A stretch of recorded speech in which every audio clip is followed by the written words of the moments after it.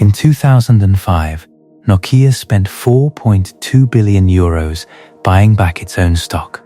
That same year, its total research and development budget was 3.8 billion. The biggest phone company on earth spent more money purchasing its own shares than it spent inventing the future.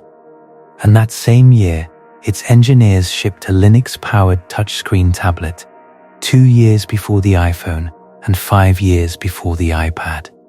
Nobody in leadership connected those two facts. They should have. Now hold that, because it connects to something that seems completely unrelated. In a conference room in Espoo, Finland, a Nokia engineer wanted to present data showing the company's competitive position was deteriorating faster than leadership believed. His colleague stopped him, told him not to show the real numbers. The reason? He had a family. He had small children. And here is the third thread. In June of 2007, the month the first iPhone went on sale, Clayton Christensen, the Harvard professor who literally wrote the book on why dominant companies die, went on record predicting that the iPhone would fail against Nokia. The man who formalized the theory of disruption could not recognize the disruption when it was standing in front of him. A company that buried its own future, an engineer who could not tell the truth, and a theorist who could not see the pattern he named. These three things are not three stories, they are one story. And the structural law that connects them is operating right now. Inside organizations you depend on, and the people caught inside it cannot see it even when you hand them the diagnosis. Tonight is a long one. Settle in, get comfortable, subscribe or join if you have not already. If you want more of this kind of thing, deeper dives across history, collapse, and systems, that is what Patreon is for. Stay to the end of this one, because by the time you see where Nokia's story actually leads, the question will not be how they failed. The question will be why the pattern that killed them is architecturally impossible to stop. Let's start where it started. In 2004, in a glass-walled conference room on the 5th floor of Nokia House in Espoo, Finland, a marketing manager named Ari Hakkarainen stood in front of a group of senior executives and held up a device that would have changed the world. It was a phone with a full touchscreen. It connected to the internet. It ran applications. And his team had built, alongside it, a working prototype of an online application store where users could download software directly to the device. This was not a concept sketch. This was not a slide deck with bullet points and projections. This was a functioning piece of hardware running real software in a room full of people with the authority to say yes. They said no. That was 2004. 3 years before Steve Jobs walked onto the stage at Macworld in San Francisco, looked out at 4,000 people and said, every once in a while, a revolutionary product comes along that changes everything. 3 years before he held up a device with a full touchscreen that connected to the internet and ran applications. 3 years before the world decided that Apple had invented the future. Apple did not invent the future. Nokia had the future in its hands. In a conference room in Finland, and Nokia's leadership looked at it, considered the risk, considered the cost, considered what it might do to their existing product lines, and told the people who built it to put it away. Hakkarainen described that moment years later in an interview with the New York Times. It was very early days, and no one really knew anything about the touchscreen's potential, he said. And it was an expensive device to produce, so there was more risk involved for Nokia. So management did the usual. They killed it. He paused. They killed it. And when his team presented the application store concept, the response was the same. We demonstrated it within Nokia and said, this is what we needed. We tried to convince middle and upper management. But there was no way. I need to stop here for a moment because the weight of what just happened tends to get lost in the retelling. This was not a startup pitching a venture capitalist. This was not some outsider trying to break into the industry. This was Nokia. In 2004, Nokia sold more mobile phones than anyone on Earth. They held roughly 39% of the global handset market. Their market capitalization had touched $250 billion. They employed over 50,000 people. In Finland, Nokia was not just a company. Nokia was the economy. At its peak, Nokia represented approximately 4% of the entire country's gross domestic product, around 20% of its exports, and roughly 70% of the Helsinki Stock Exchange's market capitalization. When Nokia sneezed, Finland caught pneumonia. And inside this company, inside the most powerful mobile phone manufacturer on the planet, a team had built a touchscreen smartphone and an app store, years before anyone else, and the institution that employed them looked at it and said no. Not because it did not work, not because the technology was flawed, because it was risky, because it was expensive, because it threatened the product lines that were making them billions of dollars right now. That word, right now, remember it. It is going to explain everything. But Hakkarainen was not the only one.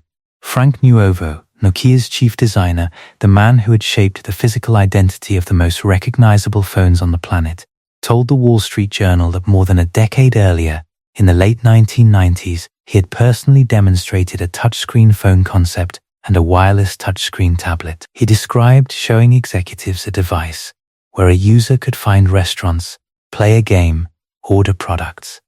"Oh my God," he said later, "we had it completely nailed." And then, after a long pause, I was heartbroken when Apple got the jump on this concept. Heartbroken, a designer who built the future, inside the biggest phone company in the world, watching another company get credit for an idea he had demonstrated to his own leadership years earlier. And there is a third voice. Juhani Risku, a former Nokia user interface designer, claimed publicly that his team submitted roughly 500 proposals to update Nokia's Symbian operating system over the course of 8 years. 500 proposals. Not a single one was accepted. He described Nokia's internal decision-making apparatus as, and I am quoting directly, Soviet-style bureaucracy. One of those rejected proposals was a 3-dimensional user interface, killed in 2002 because it would have added approximately $2 to the manufacturing cost of each handset. $2. Nokia was selling hundreds of millions of phones a year. They were sitting on billions in cash reserves, and they killed an interface innovation because of $2 per unit. So here is the question this video is actually about, and it is not the question you think it is. The question is not, how did Nokia fail? That story has been told 1,000 times, usually as a cautionary tale about a company that did not see the smartphone revolution coming. That version of the story is wrong. Nokia saw it coming. Nokia built it. Nokia held it in its hands. The question is something much darker, much more structural, and much more relevant to your life than a dead phone company. The question is this: why do the most powerful, most well-resourced, most technologically advanced organizations on Earth systematically destroy the very innovations that could save them? And why, when you show them the data, when you show them the prototypes, when you show them the future, do they look at it and say no? That question has an answer, and the answer was formalized in a cluster of academic frameworks between 1984 and 1997. And the answer should disturb you, because it does not just explain Nokia. It explains a pattern that operates in every dominant institution, in every industry, in every era. It explains why Kodak invented the digital camera in 1975 and buried it.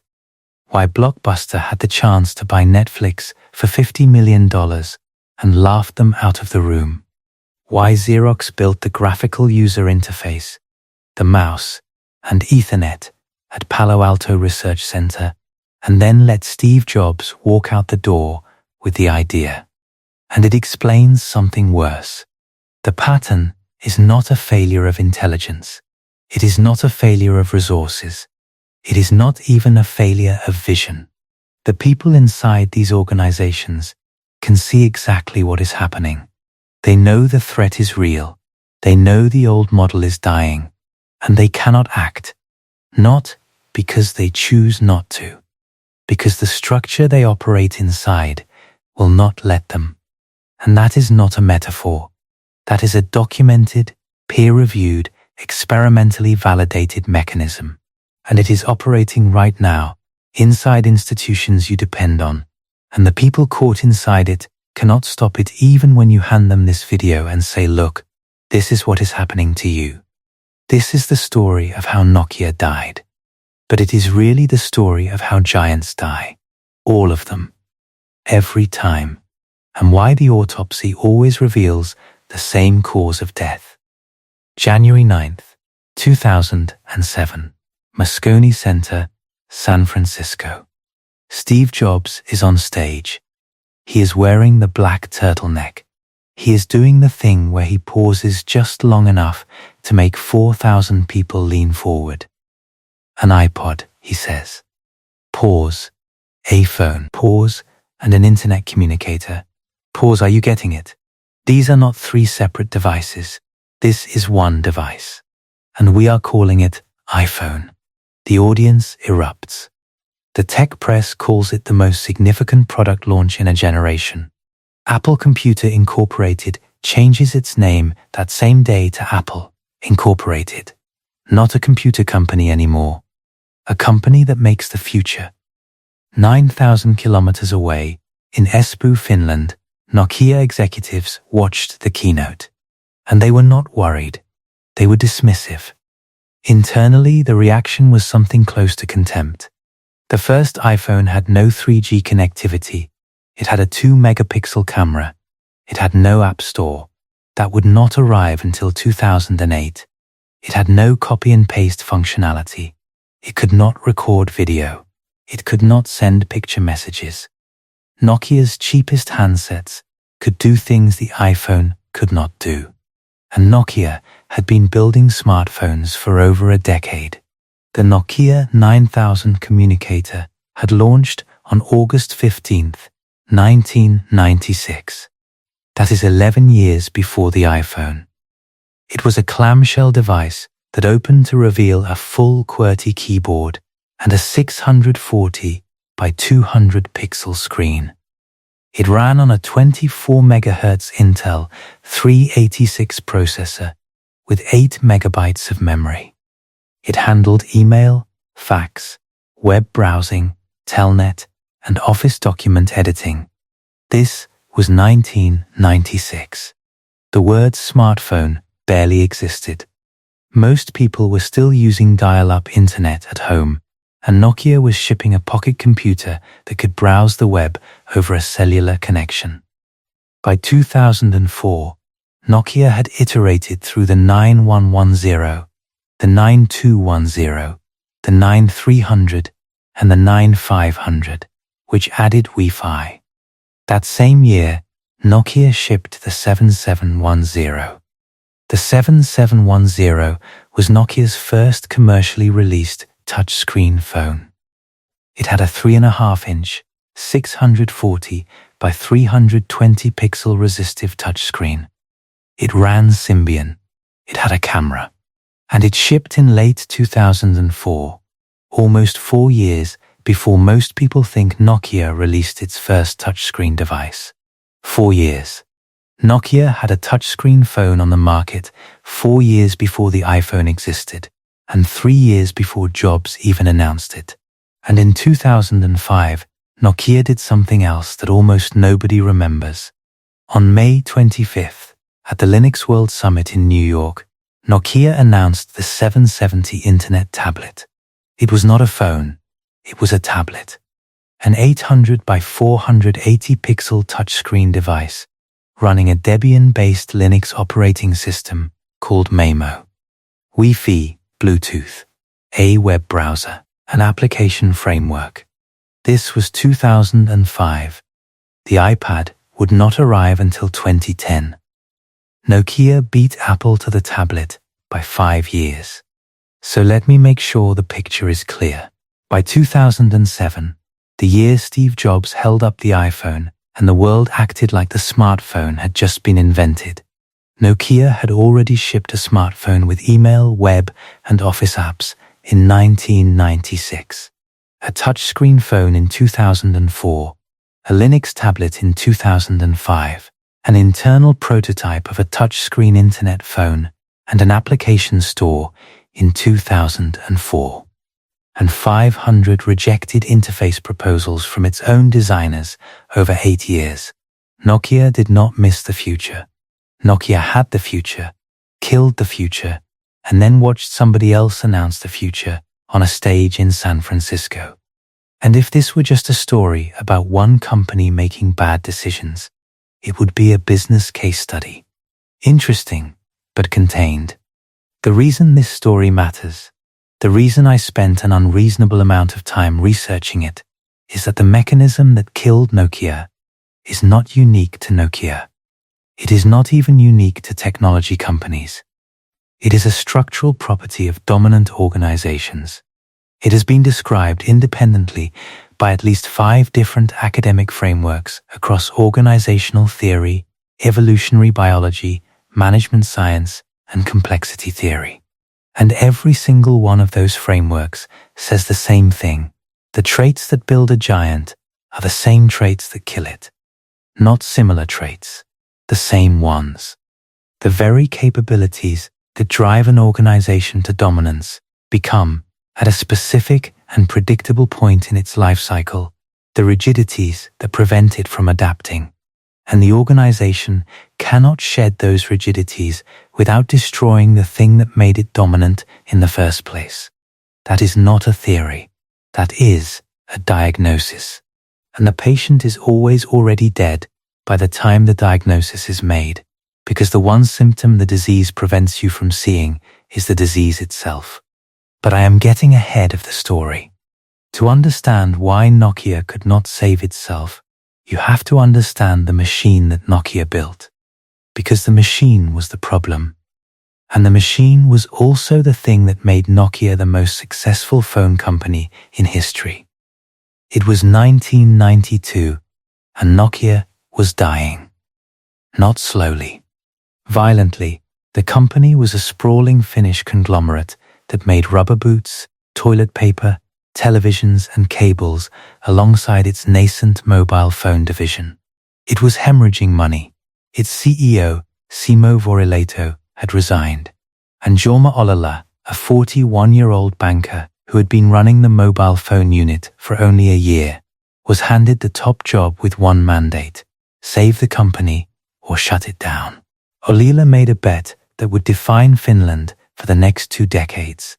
He sold off almost everything: the rubber, the paper, the cables, the televisions, and went all in on mobile phones. At the time, this was considered borderline reckless. Mobile phones in 1992 were bricks for businessmen. The global mobile phone market was tiny. Motorola dominated it. Nokia was a minor player from a small Nordic country with a population of 5 million people. What happened next was one of the most extraordinary corporate ascents in modern history. Ollila did not just build a phone company, he built a logistics religion. Nokia's supply chain became the most efficient in the industry. They could design a phone, manufacture it, and ship it to 150 countries faster than anyone. They could forecast demand with eerie accuracy. They could adjust production runs in days rather than months. When a fire at a Philips semiconductor plant in Albuquerque, New Mexico in March of 2000 disrupted chip supplies for the entire industry, Nokia's supply chain team rerouted their sourcing within days. Ericsson, hit by the same disruption, lost $400 million and eventually exited the handset business entirely. Nokia gained market share. By the late 1990s, Nokia was not competing with other phone companies. Nokia was operating on a different plane. They understood something fundamental about the mobile phone business that almost nobody else grasped. Phones were not technology products. They were fashion products. They were identity products. People chose a phone the way they chose a watch or a pair of shoes. Nokia understood that a phone needed to feel right in your hand, needed to look right in your pocket, needed to say something about the person carrying it. The Nokia 3310, released in 1997, sold over 160 million units. The 3210, released in 1999, sold over 150 million. These were not smartphones. They were beautifully designed, indestructible communication tools that became cultural artifacts. In much of the developing world, the word Nokia was synonymous with mobile phone the way Xerox was synonymous with photocopying. By 2000, Nokia's market capitalization hit approximately $250 billion. For context, that made Nokia more valuable than General Motors, Ford, and Chrysler combined. A Finnish company from a country with fewer people than the state of Minnesota was briefly the most valuable company in Europe. Alila had pulled off something that business schools would teach for decades. And that is exactly where the disease began. I want to stop here because there is a concept from organizational theory that is going to thread through everything that follows, and if you do not understand it now, the rest of this story will look like a sequence of bad decisions when it is actually something much more interesting. The concept was formalized by a management scholar named Dorothy Leonard Barton in a paper published in the Strategic Management Journal in the summer of 1992. The paper is called Core Capabilities and Core Rigidities, a paradox in managing new product development. And the thesis is elegant and brutal. Leonard Barton studied how companies develop core capabilities. These are the deeply embedded competencies, the things a company does better than anyone, the skills and systems and values and processes that define what the organization is. For Nokia, the core capabilities were supply chain logistics, hardware design, carrier relationships, and the ability to ship hundreds of millions of physical handsets at scale to every corner of the planet. These capabilities were not just things Nokia did well, they were things Nokia was. They were woven into the organizational identity, the hiring criteria, the promotion paths, the performance metrics, the reward systems, the language people used in meetings. And here is Leonard Barton's finding. In stable environments, core capabilities are exactly what the name suggests. They are capabilities. They create competitive advantage. They generate profit. They feel like strengths. But when the environment changes, when the landscape shifts beneath the organization, those same capabilities become what she called core rigidities. The skills that drove success prevent adaptation. The processes that ensured efficiency block experimentation.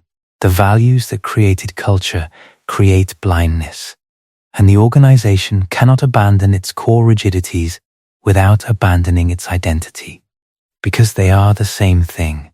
Nokia's supply chain excellence was a core capability when the mobile phone business was about manufacturing and distributing hardware at scale. It became a core rigidity when the mobile phone business shifted to software platforms and application ecosystems. Nokia's carrier relationships were a core capability when carriers controlled distribution and dictated which phones their customers could buy. They became a core rigidity when Apple walked into AT&T and said, "You will carry this phone on our terms, you will not install your bloatware on it, you will not put your logo on it, and you will give us a cut of every data plan sold." Nokia could not do what Apple did, because Nokia's entire business model, its entire organizational identity, was built on the opposite relationship with carriers. Carriers were Nokia's customers. Users were carriers' customers. Apple flipped that hierarchy, and Nokia's greatest strength, its deep carrier partnerships, became the chain that kept it from responding. That is core rigidity, and it explains more about Nokia's death than any individual decision, any single executive, any particular phone model. The system was the problem, and the system could not fix itself, because fixing itself would require destroying the thing that made it dominant. But Leonard Barton's paper was published in 1992. It described a mechanism. It did not describe the emotional infrastructure that makes the mechanism lethal. For that, you need a different paper. A paper published 24 years later by two professors at INSEAD and Aalto University in Finland. A paper based on 76 interviews with Nokia's top managers, middle managers, engineers, and external experts. A paper that documents, in forensic detail, the emotional pathology that ate Nokia alive from the inside. The paper is called Distributed Attention and Shared Emotions in the Innovation Process: How Nokia Lost the Smartphone Battle. It was published in Administrative Science Quarterly in 2016. The authors are Timo Vuori and Huy Huy, and what they found is not what you expect. Nokia did not die from complacency. Nokia did not die because its leaders did not see the threat. Nokia did not die because it lacked innovation or investment. Nokia died from fear. Specifically, Nokia died from a cascading failure of internal communication, driven by shared fear at every level of the organization. A fear so pervasive that it systematically filtered truth out of every upward information flow, until the people making strategic decisions were operating on a version of reality that bore almost no resemblance to what was actually happening. Start with the top. Vuori and Huy found that Nokia's top managers were, and I am using the words of the people who worked under them, extremely temperamental. They shouted at subordinates. They threatened firings and demotions. They demanded results on impossible timelines. When a project was behind schedule, the response was not to adjust the timeline or reallocate resources. The response was intimidation. One interview subject described executives screaming at the top of their lungs. Another described an environment where delivering bad news was functionally equivalent to volunteering for professional execution. Now move to the middle. Middle managers, the people who actually understood the technical reality of Nokia's products and the competitive landscape, were terrified. Not of the iPhone, not of Android, of their own bosses. And so they did what terrified people in hierarchical organizations always do.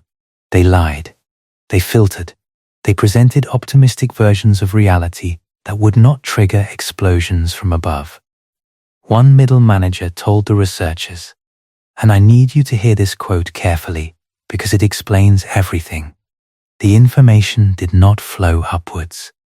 Top management was directly lied to. I remember examples when you had a chart and the supervisor told you to move the data points to the right to give a better impression. There were situations where everybody knew things were going wrong, but we were thinking, why tell top managers about this? It will not make things any better. Move the data points to the right. That sentence should haunt you, because it means the strategic decisions being made at the top of the most powerful phone company on earth were based on fabricated information. The charts the executives were looking at were fiction. The timelines they were approving were fantasy.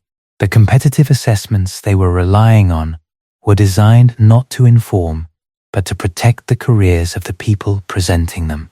And there is a detail from the study that I keep coming back to, a detail that crystallizes the entire mechanism into a single human moment. The researchers describe a situation where one engineer wanted to challenge a strategic decision, and his colleague stopped him. The colleague said he could not risk speaking up. The reason?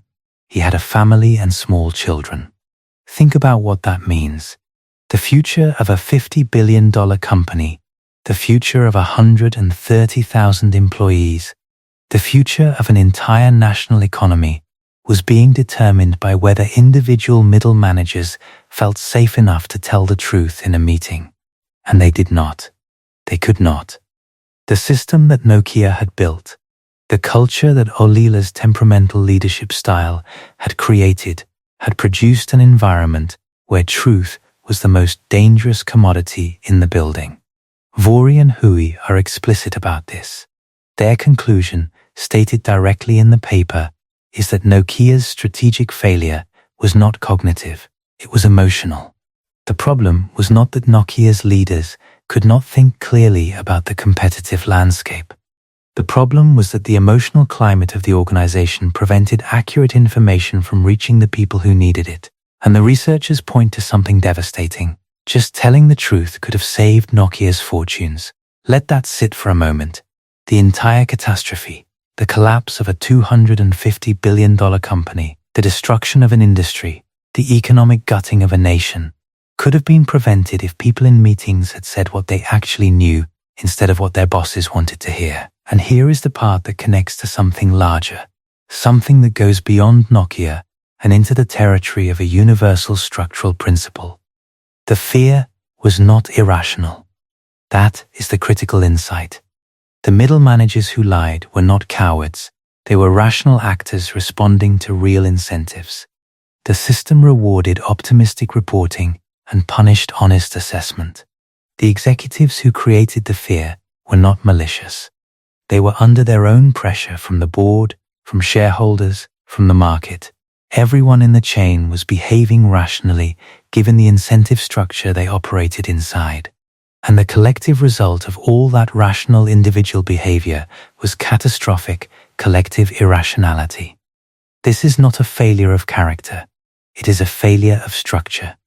The organization had evolved a communication architecture that systematically filtered truth. And the people inside it could not fix the architecture, because the architecture determined who had the power to fix things, and it gave that power exclusively to the people who were receiving the filtered information. The executives who needed to hear the truth were the same executives whose behavior made it impossible for anyone to tell them the truth. The loop was closed, the system was sealed, and the system kept running, even as the iPhone shipped, even as Android launched, even as Nokia's smartphone market share began to fall, quarter by quarter, point by point, from 50.8% in the second quarter of 2007 to 49%, to 45%, to 40%, to 35%. Each quarter the data got worse. Each quarter the charts got adjusted. Each quarter the meetings produced the same conclusion. We have time, we have resources, we have the best hardware team in the world. We will be fine. While this was happening, while the fear machine was filtering reality out of Nokia's decision-making process, something else was happening that made everything worse. Nokia was fighting a civil war, not a metaphorical one. A genuine organizational conflict between two factions that consumed resources, talent, and attention for the better part of a decade. On one side was Symbian. Symbian was the operating system that had made Nokia the smartphone king. It was the most advanced mobile operating system of the early 2000s. It was power efficient, it was capable, and it ran on the ARM processors that Nokia's hardware team knew inside and out. Nokia had initially developed Symbian through a joint venture with Ericsson, Motorola, and Cyan, and in 2008 Nokia bought out the remaining shares to take full control of the platform. Symbian was Nokia's identity. It was what Nokia was. But Symbian had a problem that Nokia's engineers understood. and Nokia's management could not absorb. Symbian was not modular. Every time Nokia designed a new phone model, a substantial portion of the operating system code had to be rewritten from scratch. There was no clean separation between the OS and the hardware. This had been fine when Nokia was shipping a handful of models a year.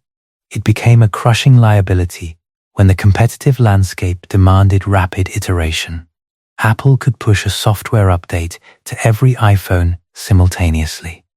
Nokia had to rebuild Symbian for every single device variant.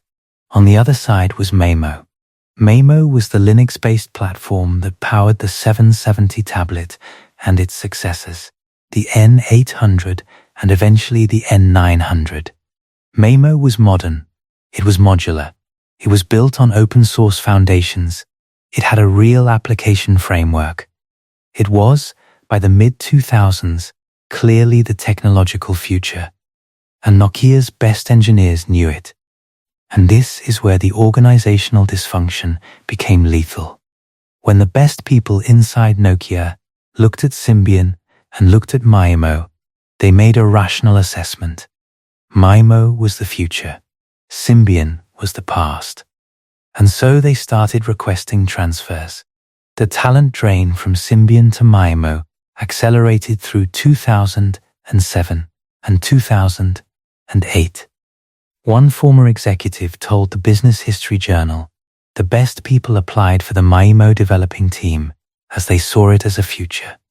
This further messed up the Symbian development. So Nokia now had two platforms, one legacy and one modern, competing for the same pool of engineers, the same budget allocation, and the same management attention. Instead of making a decisive choice, which would have required someone at the top to say Symbian is dead and accept the political consequences of killing the platform that defined Nokia's identity, management tried to run both. Simultaneously, they also ran S40, the feature phone platform, and Meltemi, another experimental platform, and eventually Windows Phone.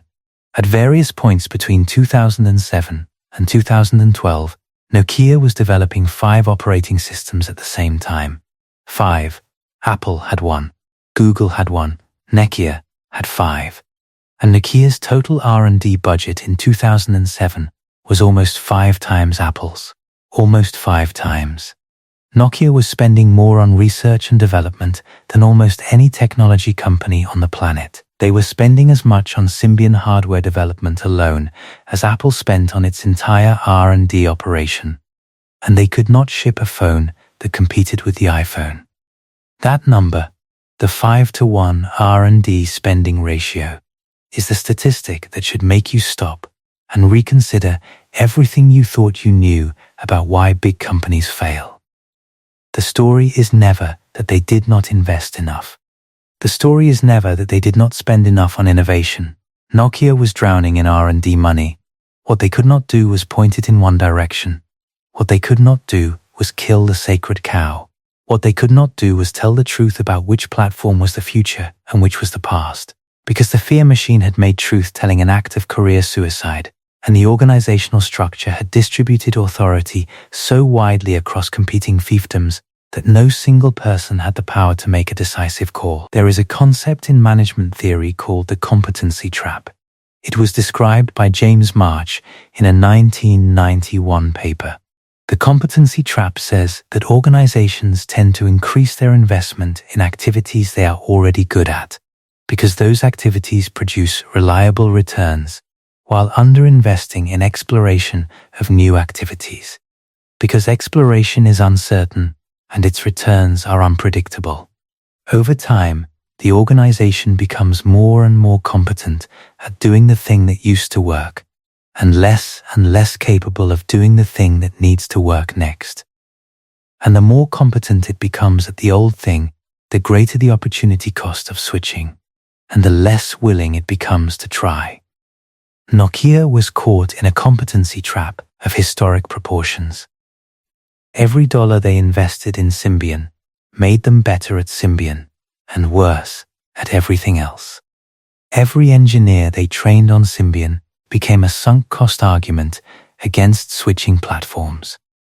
Every carrier deal they signed that depended on Symbian became a contractual obligation that constrained their freedom to change direction. The competency trap does not feel like a trap while you are inside it.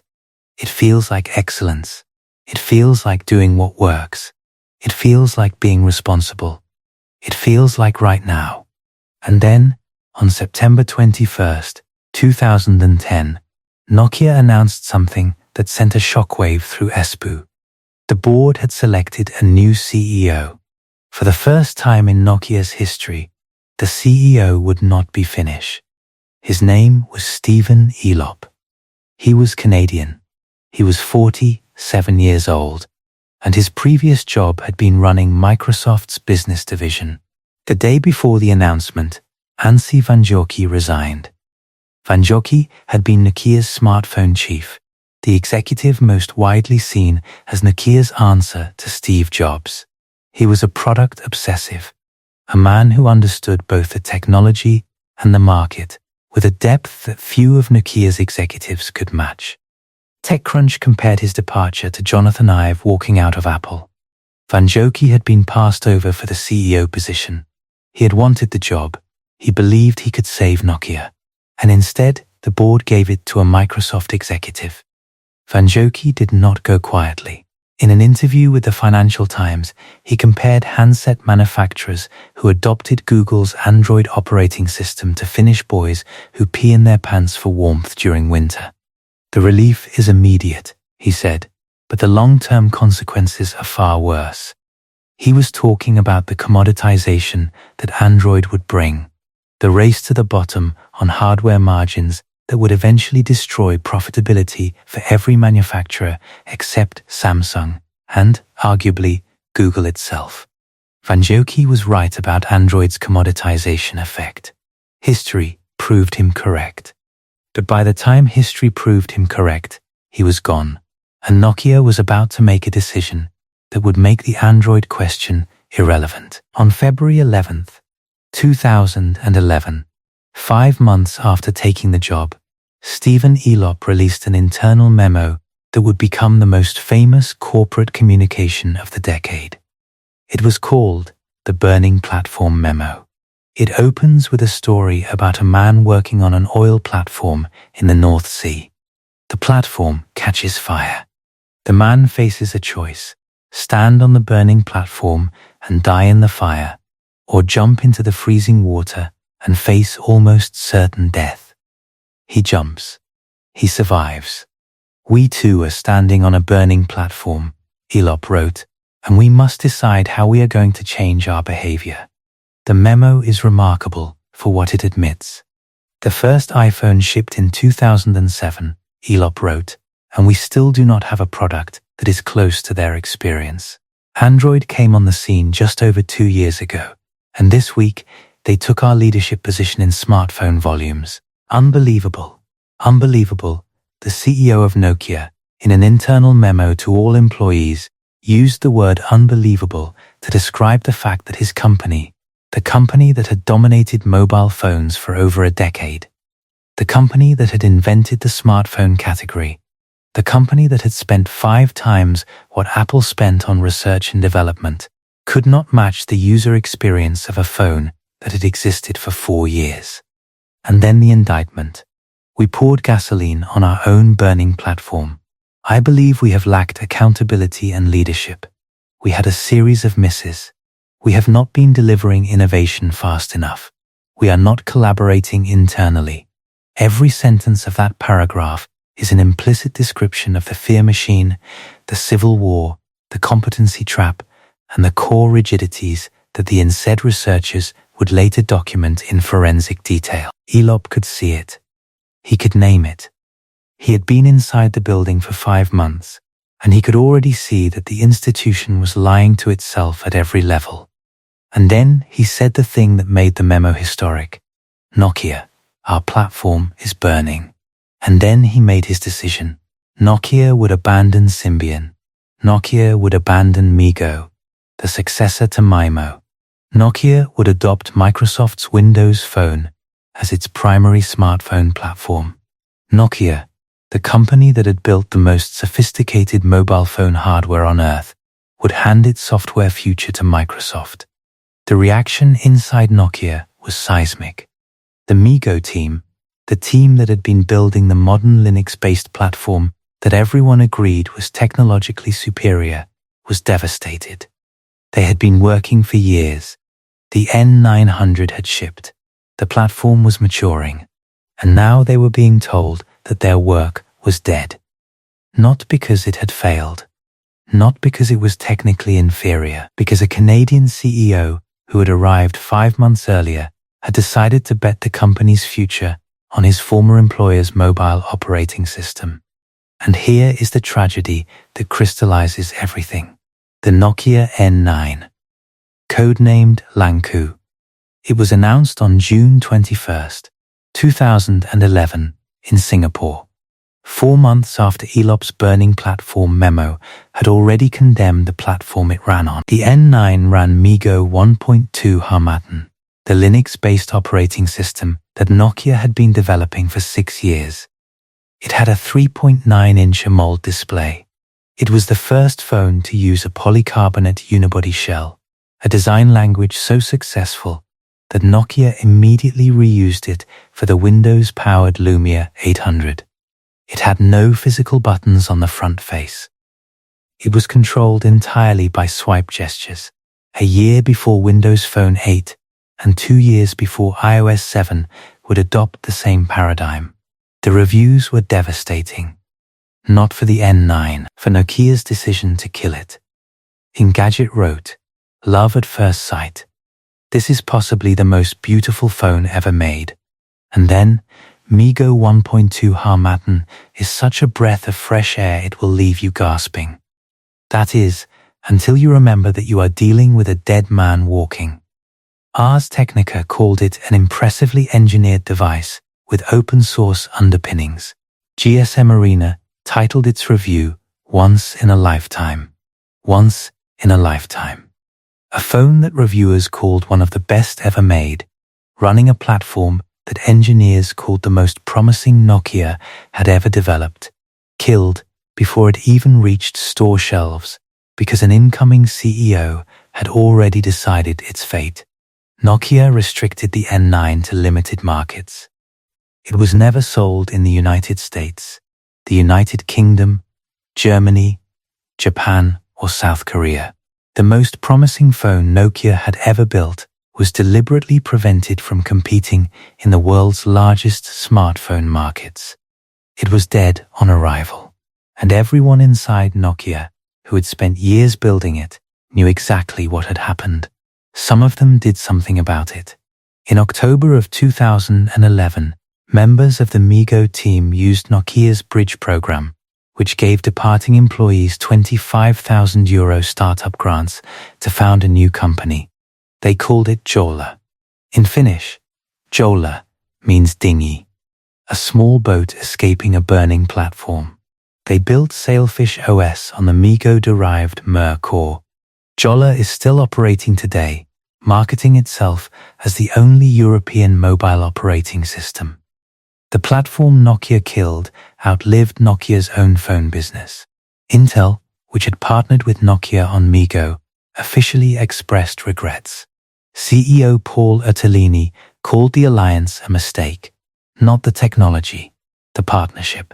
He had watched Nokia destroy a viable platform for reasons that had nothing to do with engineering. The decision to choose Windows Phone over MeeGo, over Android, over anything else has been debated for over a decade. But there is a layer beneath the debate that most analysis misses. Elop's choice was not made in a vacuum. It was made inside a system that had spent years destroying its own ability to execute. The Symbian versus MeeGo civil war had consumed years of engineering talent. The fear culture had prevented honest assessment of competitive position. The Matrix organization had distributed authority so widely that no single team could ship a product without navigating a bureaucratic obstacle course. By the time Elop arrived, the organization was so damaged that even the right decision, if one existed, might not have been executable. There is a former Nokia employee who pushed back against the dominant narrative in terms I think are worth hearing. He described the story that Nokia was killed by the burning platform memo as a magical fairy tale that Nokia haters tell themselves. His argument was simple. Look at BlackBerry. Research in Motion did everything the critics say Nokia should have done. They kept their existing platform selling, BB7, while building a replacement from scratch, BB10. They did not announce the transition prematurely. They did not alienate their existing customer base. They executed the right strategy. And they collapsed anyway. BlackBerry's smartphone market share fell from 20% in 2009 to less than 1% by 2014. The implication is uncomfortable. It suggests that the smartphone disruption was not primarily caused by any individual decision or any individual CEO. It was an exogenous, industry-wide force. The transition from hardware-centric to software platform-centric mobile computing was going to destroy every incumbent regardless of what they did. Nokia's internal dysfunction accelerated the collapse, but it may not have caused it. The disease was terminal before the symptoms appeared. And that is precisely the point. That is exactly what makes this a structural story rather than a corporate anecdote. The question was never could Nokia have made better decisions. Individual decisions are noise.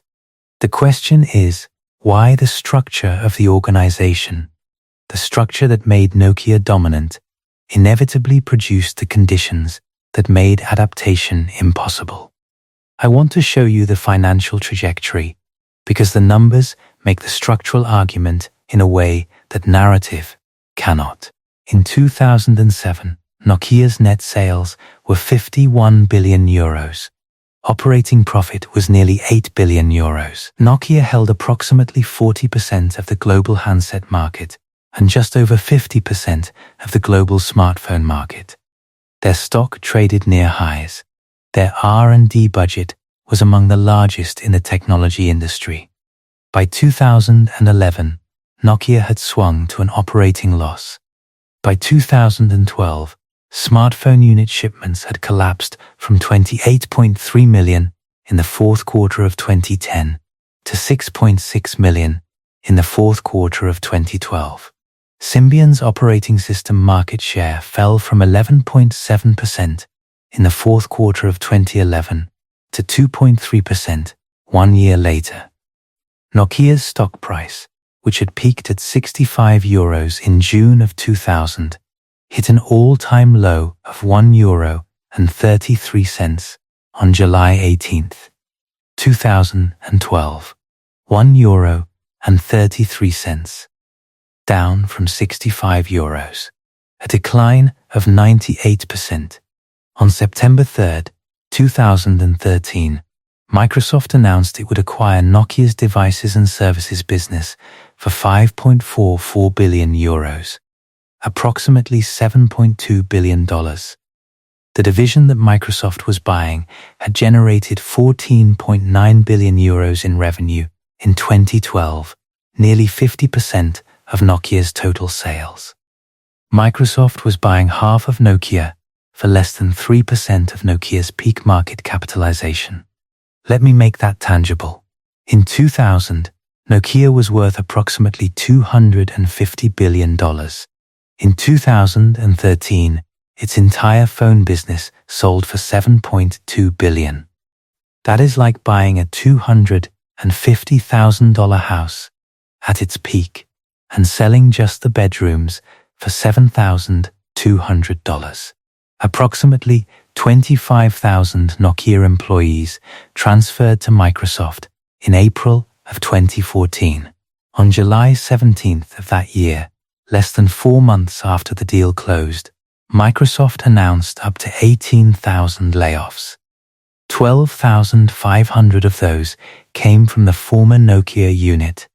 It was the largest mass layoff in Microsoft's history. By 2015, Microsoft had written off nearly the entire $7.2 billion purchase price. The phones stopped. The brand, for mobile purposes, was dead. And Finland felt it. Nokia had been approximately 4% of Finland's GDP, roughly 20% of its exports, and about 70% of the Helsinki Stock Exchange's market capitalization. The economic historian Herman Mark Schwartz wrote, "When the Apple iPhone launched in 2007, Nokia's handset market collapsed. Exports fell by half. From 2008 to 2019, real Finnish per capita income declined. An entire nation's economy contracted for over a decade because a single company's structure prevented it from telling itself the truth. Now I want to do something that most tellings of the Nokia story do not do. I want to show you that Nokia is not special. Nokia is not an outlier. Nokia is the rule. And the rule has been documented independently by multiple researchers across multiple decades, and it always says the same thing. Start with Kodak. In 1975, an engineer named Stephen Sasson, working in Eastman Kodak's Applied Research Laboratory in Rochester, New York, built the first portable digital camera. It weighed 8 pounds. It captured images at a resolution of 0.01 megapixels. It recorded to a cassette tape, and it took 23 seconds to save a single image. Sasson brought the camera to Kodak's executives. Their response, as documented by the New York Times: "Why would anybody want to take a picture this way, when there is nothing wrong with conventional photography?" The marketing department refused to commercialize it because, in their words, it would eat away at the company's film sales. Now the full story has nuance that the popular version omits. The 1975 prototype genuinely was not market ready. It was a lab curiosity, and Kodak did continue investing in digital imaging over the following decades, filing numerous patents. But the core dynamic is documented and undeniable. Kodak's most profitable business was film processing, and the chemical supply chain that supported them. Digital photography threatened all three simultaneously.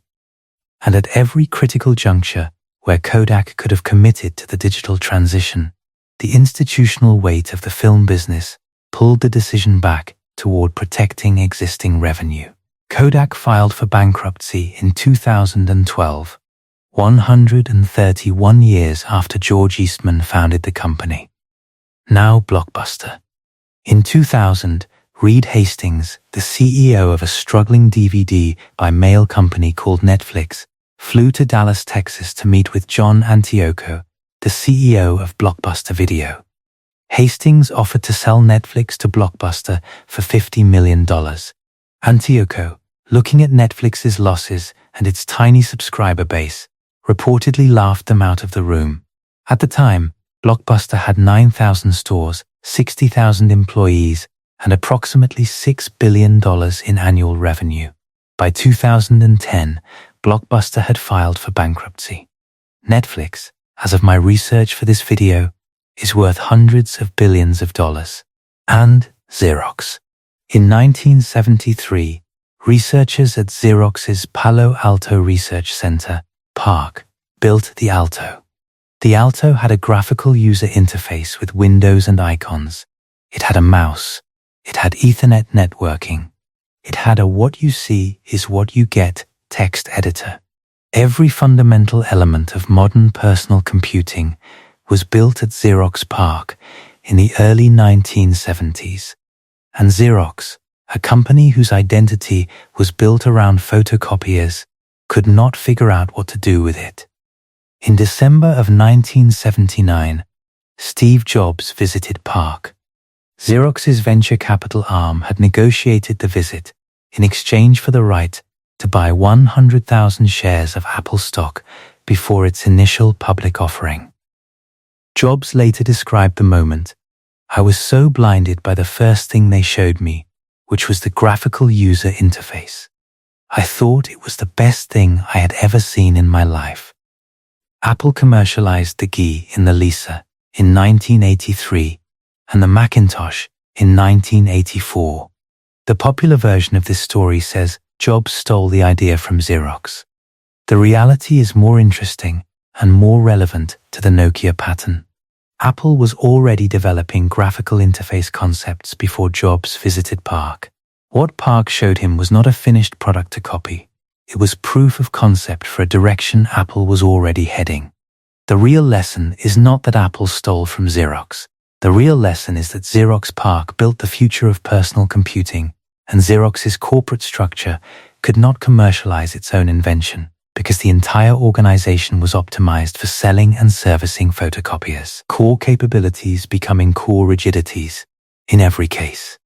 Kodak's chemical film expertise, Blockbuster's retail real estate portfolio, Xerox's copier sales organization, Nokia's hardware logistics machine, the very thing that made them giants was the thing that killed them. And now, I want to show you the frameworks that explain why this is not coincidence, why this is structural, why it happens every time, why it has to happen. Because once you see the mechanism, you cannot unsee it, and you will start recognizing it in every institution around you. The first and most famous is Clayton Christensen, The Innovator's Dilemma, published by Harvard Business School Press in 1997. Christensen studied why well-managed companies with strong customer relationships and abundant resources consistently fail to adopt disruptive technologies. His answer was counterintuitive and disturbing. They fail precisely because they are well managed. Good management means listening to your best customers and investing in improvements to your existing products. But disruptive technologies do not initially serve your best customers. They serve a different market, usually a smaller, less profitable one, with an inferior product. And because good management demands that you allocate resources to maximize returns for existing customers, the rational decision at every stage is to ignore the disruption until it is too late. By the time the disruptive technology improves enough to satisfy mainstream customers, the incumbent's organizational structure, its culture, its processes, its values, everything that made it successful, has become a fortress built to defend a market that no longer exists. And here is the detail that I keep coming back to. The detail that elevated this from an interesting theory into something that made me genuinely uneasy. Christensen himself, the man who wrote the book on disruption, the man who formalized the very framework that explains Nokia's death, predicted in a June 2007 interview with Businessweek that the iPhone would fail. His exact words, "The iPhone is a sustaining technology relative to Nokia." The prediction of the theory would be that Apple won't succeed with the iPhone. The probability of success is going to be limited. The world's foremost expert on disruption theory looked at the single most important disruption of the 21st century and called it wrong. He later acknowledged his error. But think about what that means. If the person who literally wrote the theory could not recognize the disruption in real time, what chance did Nokia's executives have? The pattern is not just hard to overcome, it is hard to see. It is designed to be invisible from the inside. The second framework is Danny Miller's Icarus Paradox, published in 1990. Miller studied over 100 corporations and found a pattern he named after the Greek myth. Icarus flew too close to the sun on wings of wax and feathers. The wings that let him fly were the wings that killed him. Miller found the same pattern in organizations. The strengths that drive success, when pursued to excess, cause failure. He called it deadly momentum. Success breeds confidence. Confidence breeds intensification of the winning formula. Intensification breeds rigidity. Rigidity breeds collapse. The trajectory is not random, it is predictable, and it is driven by the organization's best qualities, not its worst. The third framework predates all of these. Michael Hannon and John Freeman published Structural Inertia and Organizational Change in the American Sociological Review in 1984. Their argument came from population ecology, the application of evolutionary biology to organizational theory. They argued that natural selection in competitive environments favors organizations that can reliably reproduce their structure. Reliability and accountability, the qualities that make organizations trustworthy to customers, investors, and employees, require structural stability. But structural stability is the definition of inertia. Organizations that are good at being reliable are, by definition, bad at changing. And the sources of inertia are deeply embedded: sunk costs in plant and personnel, the dynamics of political coalitions, and what Hannon and Freeman called the tendency for precedents to become normative standards. Once something has been done a certain way, the way it was done becomes the way it should be done. Process becomes policy. Policy becomes identity. Identity becomes destiny. And the fourth framework is the one I find most cinematically devastating. Charles Handy, The Empty Raincoat. Published in 1994, Handy described what he called the sigmoid curve, the S-curve that governs the life cycle of every organization, every product, every technology, every institution. The curve rises through a period of growth, reaches a peak, and then declines. The critical insight, the insight that explains Nokia and Kodak and Blockbuster and Xerox and every other giant that died while holding the future in its hands, is about timing. Handy wrote, "To keep on growing, the successful organization must develop a second curve out of the first. The new curve, however, must start before the first one peaks, at point A, when all the evidence is that there is no need for change. Point A, the moment when everything looks perfect. Revenue is up. Market share is dominant. The product is selling. The stock price is high. Every metric says the current strategy is working." And Handy says this is the exact moment when the organization must begin its transition to the next curve. Not at point B, the moment when the decline becomes visible. By point B, it is too late. Most organizations do not change until they get frightened. At point B, Handy wrote, "This is often too late." Nokia peaked at point A in 2007. That was the year the iPhone launched. Nokia's revenue, market share, and stock price were all near their highest levels. Every internal metric said the current strategy was working, and the current strategy was Symbian, hardware logistics, carrier relationships, and the manufacturing of hundreds of millions of feature phones. Point A was 2007. The iPhone was not the cause of Nokia's decline. The iPhone was the signal that point A had arrived. Nokia needed to have started its second curve, its MeeGo transition, its software platform pivot, years earlier. By the time the burning platform memo acknowledged the crisis in 2011, Nokia was well past point B. And here is what all four frameworks share. Here is the convergence that I think constitutes an actual structural law, not a business insight, but a law, in the way that entropy is a law. The organization cannot jump from the first curve to the second curve, because the first curve is the organization's identity. The people, the processes, the culture, the values, the reward systems, the career paths, the organizational charts, the supplier relationships, the customer relationships, everything that makes the organization what it is built to serve the first curve. And the second curve requires a different set of people, processes, culture, values, and relationships. You cannot serve two curves simultaneously. You cannot be both things at once. And you cannot abandon the first curve at point A, because at point A, the first curve is still working. The evidence says stay. The money says stay. The customers say stay. The board says stay. Everything says stay. And so they stay. And the curve peaks. and the decline begins. And by the time the decline is visible, the organization's core capabilities have hardened into core rigidities. The fear machine has filtered reality out of every upward information flow. The competency trap has deepened every investment in the dying model. And structural inertia has made the precedents of the past into the normative standards of the present.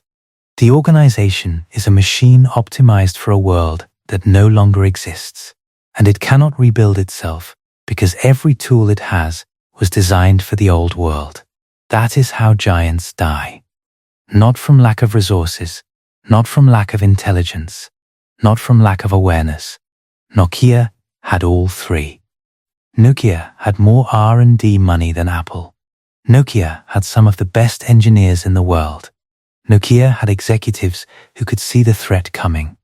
And none of it mattered, because the structural dynamics that made Nokia a giant were the same structural dynamics that made Nokia unable to adapt. The wings that let it fly were the wings that melted.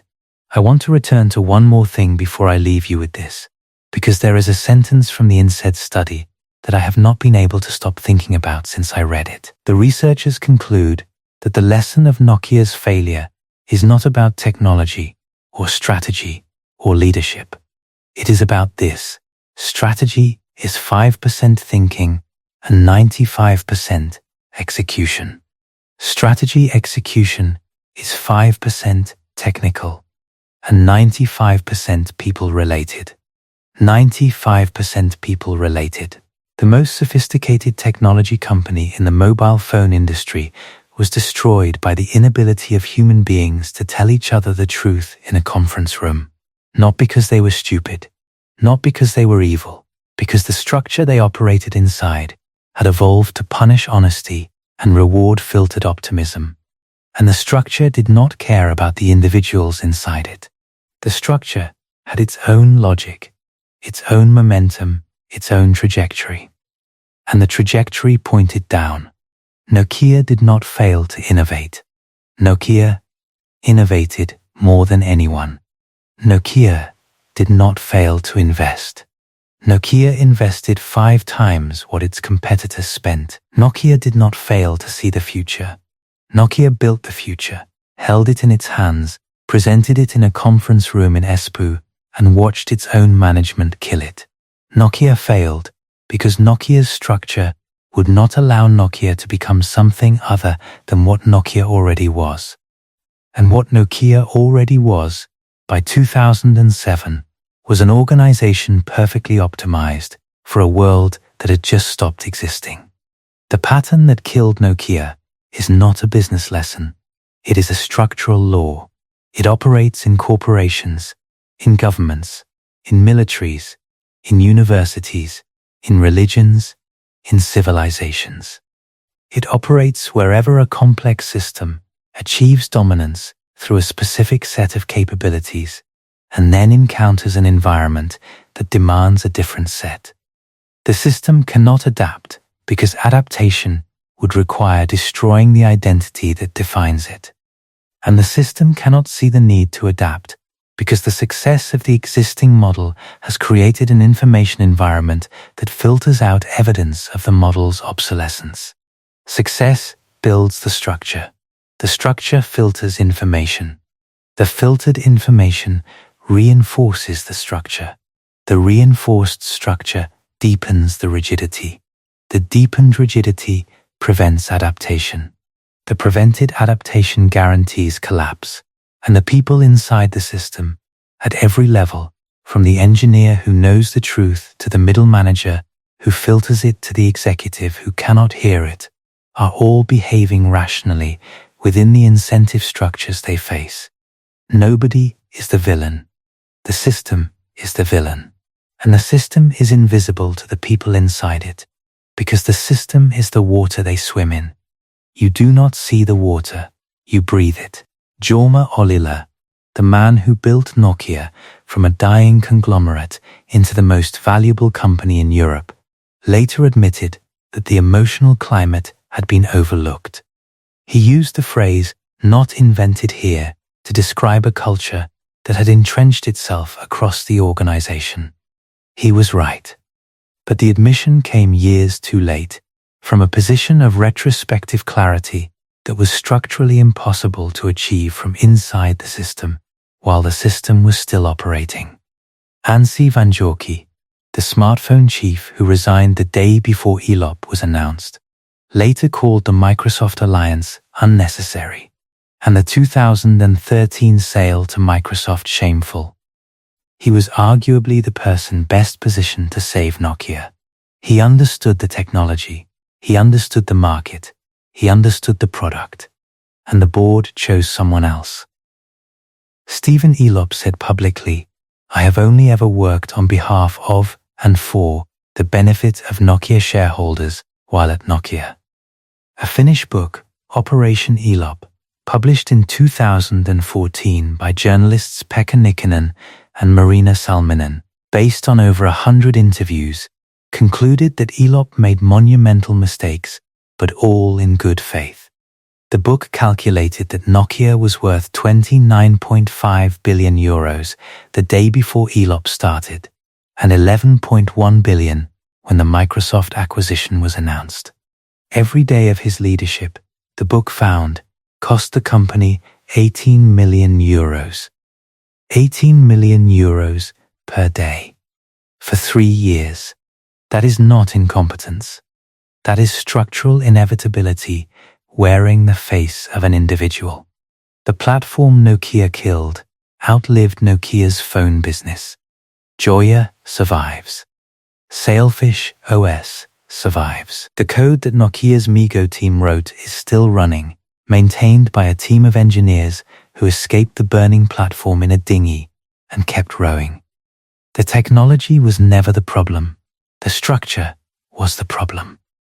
And the structure won. There is a moment that keeps pulling me back into this story, a moment so small it barely registers in the histories, but it encapsulates everything. A man in a meeting at Nokia headquarters. He has data that shows the company's competitive position is worse than leadership believes. His colleague tells him not to present it. Do not challenge the decision. Do not rock the boat. The colleague explains why. He has a family, he has small children, and so the data does not travel upward, and the chart gets adjusted, and the meeting ends with consensus, and the platform keeps burning, and 130,000 people keep working inside a structure that has already decided their fate, a structure that is performing its own autopsy while still alive, a structure that holds the future in a drawer marked too risky while the present catches fire around it. The man with small children made a rational decision. He protected his family. He kept his job, at least for a while. And he participated, in one small way, in one small meeting, in the destruction of a $250 billion company. Not because he wanted to, because the structure left him no other option. That is how giants die. They die in conference rooms, one filtered chart at a time, one rational silence at a time, one small act of self-preservation at a time. And the thing that built them, the structure that made them dominant, is the thing holding the match. Nokia's former headquarters in Espoo is now owned by a property development company. Finland's per capita income declined for over a decade after Nokia's collapse. The engineers who tried to save the company went on to build Joya, or joined Apple, or joined Google, or retired to the Finnish countryside to think about what happened. The academic papers were published. The frameworks were validated. The pattern was documented. And somewhere, right now, inside an organization that dominates its industry, an engineer has data that contradicts the official strategy. And a middle manager is telling that engineer to adjust the chart. And the executive waiting for the chart has a temper that everyone in the building knows about. And the R&D budget is the largest in the sector. And the market share numbers look strong. And the stock price is near its highs. And every metric says the current strategy is working. And point A has already passed, and nobody in the building can see it. Because that is what point A looks like from the inside. It looks like success. It looks like strength. It looks like the evidence says stay. And by the time it looks like anything else, the curve has already started its descent, and the structure has already hardened, and the truth has already been filtered, and the future has already been killed in a conference room and locked in a drawer marked too risky. And the people inside the system, every single one of them, from the top to the bottom, will tell you they did the best they could with the information they had. And they will be telling the truth, and it will not matter, because the structure does not care about intentions.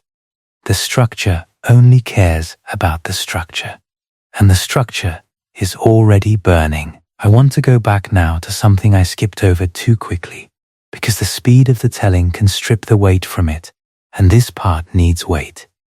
I want to go back to Jorma Ollila, the man who built the machine, because the tragedy of Nokia is not just that it failed. The tragedy is that the person most responsible for its greatness was also, by the structural logic I just described, the person most responsible for the conditions that destroyed it. And he was not a bad leader. He was, by almost every measure, an extraordinary one. And that is precisely the problem. Ollila was born on August 15th, 1950, in Seinäjoki, Finland, a small city in the western part of the country. He studied political science at the University of Helsinki, then got a master's degree in engineering from the Helsinki University of Technology, then a master's in economics from the London School of Economics, triple credentialed before he turned 30. He joined Citibank in London, then moved to Nokia in 1985. By 1990, he was running the mobile phones division. By 1992, he was CEO of the entire company. He was 41. The Nokia he inherited was a mess, a conglomerate that made everything from rubber boots to televisions to cables, bleeding money across multiple divisions, with no clear identity and no competitive advantage in any single market. The mobile phone division was the one bright spot, but it was small, operating in a market that most analysts considered niche. Motorola owned mobile phones. Nokia was a footnote. Ollila's decision to sell everything and go all in on mobile phones was not just bold, it was at the time considered borderline irrational. He was betting the entire future of a major Finnish employer on a single product category that had not yet proven it could sustain a global business. The Nokia board, many of whom had spent careers in the paper and rubber businesses, were skeptical. Finland's financial community was skeptical. Ollila did it anyway. And it worked. It worked on a scale that transformed not just a company, but a country. By the mid-1990s, Nokia was the fastest growing mobile phone manufacturer on the planet. By the late 1990s, it was the largest. The Nokia 3310 became the best-selling consumer electronics product in history at that point. Nokia's design language, the curved bodies, the interchangeable faceplates, the intuitive menu systems, defined what a mobile phone was supposed to be for an entire generation. Ollila built the logistics machine that made this possible. He built the supply chain that could respond to demand spikes faster than any competitor. He built the carrier relationships that got Nokia devices into every market on Earth. He built the engineering culture that could iterate on hardware designs at a pace nobody could match. He built, in short, every single core capability that Dorothy Leonard Barton would recognize as the seeds of core rigidity. He built the wings, and the wings flew. For over a decade, they flew higher than anyone thought possible. $250 billion. 70% of the Helsinki Stock Exchange. 4% of Finnish GDP. The boy from Seinäjoki had turned a regional conglomerate into a global titan. But Ollila also built something else. He built the culture, and the culture as Vuori and Huy documented, was one of temperamental leadership, top-down intimidation, and fear-driven information filtering. This is the part of the Ollila story that rarely gets told, because it complicates the narrative of the visionary CEO. Ollila was brilliant. Ollila was decisive. Ollila was also, according to the people who reported to him, terrifying. And the terror he instilled at the top cascaded downward through every layer of the organization, creating the emotional infrastructure that would eventually prevent the company from telling itself the truth. I do not think Ollila intended this. I do not think he woke up one morning and said, I want to create a culture where people are afraid to present accurate data in meetings. I think he was intense, driven, demanding, and impatient with mediocrity. And those qualities, combined with the absolute authority of a CEO who had just saved the company from collapse, produced an environment where disagreement felt existentially dangerous. He was not managing by fear on purpose. He was managing the way he managed, and the organizational response to that management style was fear. The system adapted to him, and the adaptation was catastrophic. This is the Icarus paradox in its purest form. The intensity that made Ollila the CEO who saved Nokia was the intensity that poisoned the information environment. The decisiveness that allowed him to bet the company on mobile phones was the decisiveness that made subordinates afraid to present alternatives. The confidence that let him sell off every non-phone business was the confidence that, a decade later, made it impossible for anyone to suggest that the phone business itself might need to be reimagined. The wings. Always the wings. Ollila stepped down as CEO in 2006 and became chairman of the board. His successor was Olli-Pekka Kalasvuo, a Nokia veteran who had served as the company's chief financial officer. Kalasvuo inherited a company that looked, by every conventional metric, like the most successful mobile phone manufacturer on earth. Revenue was growing, market share was dominant, the brand was globally recognized. Kalasvuo's job, as he understood it, was to maintain and expand the empire Ollila had built. He could not see what was coming because the system he led was designed to prevent him from seeing it. The fear culture was already entrenched. The information filtering was already in place. The competency trap was already deepening. When the iPhone launched 9 months into his tenure, the data that reached Kalasvuo's desk told him that Nokia was still winning. The charts said so. The market share numbers said so. The revenue figures said so. What the charts did not show, because the middle managers who prepared them were too afraid to include it, was that Nokia's smartphone user experience was falling behind at an accelerating rate, that Symbian's architecture was becoming a competitive liability, and that the application ecosystem, the thing that would ultimately decide the smartphone war, was an area where Nokia had almost no strategy at all. Kalasvuo's response to the competitive pressure was reorganization. He reorganized Nokia repeatedly between 2007 and 2010, each time hoping that a new organizational structure would unlock the agility the company needed. It never did.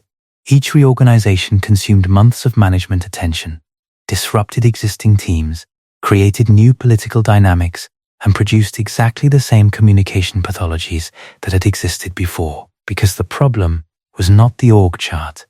The problem was the culture that lived underneath the org chart. And culture does not change when you move boxes around on a slide. When Kalasvuo was replaced by Elop in September of 2010, Nokia had attempted at least 3 major reorganizations in 4 years. None had worked. None could have worked. Because reorganization is a structural intervention, and Nokia's disease was emotional. You cannot reorganize your way out of a fear culture. You can only change the culture. And changing the culture requires the people at the top to change their behavior. And the people at the top, in Nokia's case, were the people whose behavior had created the culture in the first place. I want to return to the Kodak story now because I was too brief with it earlier, And there is a detail in Kodak's history that maps so precisely onto Nokia's experience that it functions almost as a proof of the structural law I am describing. Stephen Sasson, the engineer who built the first digital camera at Kodak in 1975, did not just build one prototype and walk away. He continued developing digital imaging technology throughout the late 1970s and into the 1980s. In 1978, he and his colleague received US patent 4131919 for an electronic still camera, one of the foundational patents in digital photography. Kodak continued filing digital imaging patents aggressively. By 2000, Kodak held over 1,000 digital imaging patents. They were licensing revenue machines. But here is the structural parallel. Kodak's most profitable business was not cameras. It was film and film processing. Every roll of Kodak film sold, every print made at a Kodak photo lab, every chemical mixture used in the developing process generated margins that digital photography could not match. Kodak's internal analysis consistently showed that digital cameras would eventually cannibalize the film business. The technology roadmaps were clear. Kodak's own engineers were projecting the quality curves. And at every critical decision point, when the question was whether to accelerate the digital transition or protect the film business for another cycle, the institutional weight of film revenue pulled the decision toward preservation. This is not speculation. This is documented in corporate communications, analyst presentations, and insider accounts. Kodak's management knew. They had the data, they had the technology, they had the patents. And they could not act on what they knew because the organization's identity, its revenue base, its workforce, its supplier relationships, its customer relationships, everything that made Kodak Kodak was built on film. To commit fully to digital would have required destroying the thing that generated the cash flow that funded everything else, including the digital research itself. It is the sigmoid curve problem in perfect miniature. Kodak needed to start the second curve while the first curve was still rising. But every rational incentive told every rational actor inside the organization to ride the first curve as long as possible. And so they did, right off the cliff. Now Xerox PARC. I mentioned earlier that Steve Jobs visited PARC in December of 1979. But the context of that visit is more revealing than the visit itself. Xerox's venture capital arm, Xerox Development Corporation, had agreed to let Apple's team tour PARC's research facilities. In exchange, XDC got to purchase 100,000 shares of Apple at the pre-IPO price of $10 per share. When Apple went public in December of 1980, those shares were worth over $1 million.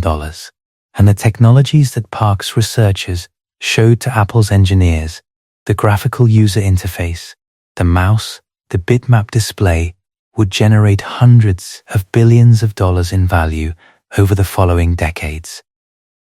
For other companies, not for Xerox.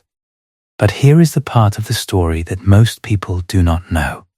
The PARC researchers were furious about the visit. They understood the value of what they had built. They had been trying for years to convince Xerox's corporate management to commercialize the technology. And corporate management, based in Stamford, Connecticut, 3,000 miles from Palo Alto, had consistently declined. Not because they did not understand the technology, because they could not fit it into their business model. Xerox sold copiers. Xerox serviced copiers. Xerox's sales force was trained to sell copiers. Xerox's revenue model was based on per-copy charges. A personal computer did not fit into any of those categories. It required a different sales force, a different service model, a different customer base, and a different revenue structure. And so when Jobs' team walked out of PARC with the conceptual foundation for the Macintosh, the PARC researchers were not surprised. They were resigned. They had been watching their own organization fail to commercialize their work for years. The visit was just the final confirmation. Adele Goldberg, one of the PARC researchers who was present during Jobs' visit, later described the experience. She had initially refused to participate in the demonstration, arguing that giving Apple access to PARC's work was essentially giving away the company's most valuable intellectual property. She was overruled by Xerox management. Years later, she said she felt vindicated in her objection, but she also said something more interesting. She said the real failure was not the Jobs visit. The real failure was the years of internal proposals that PARC's team had submitted to Xerox corporate, proposals to build and sell computers based on their technology that had been rejected or ignored. By the time Jobs walked through the door, the pattern was already set.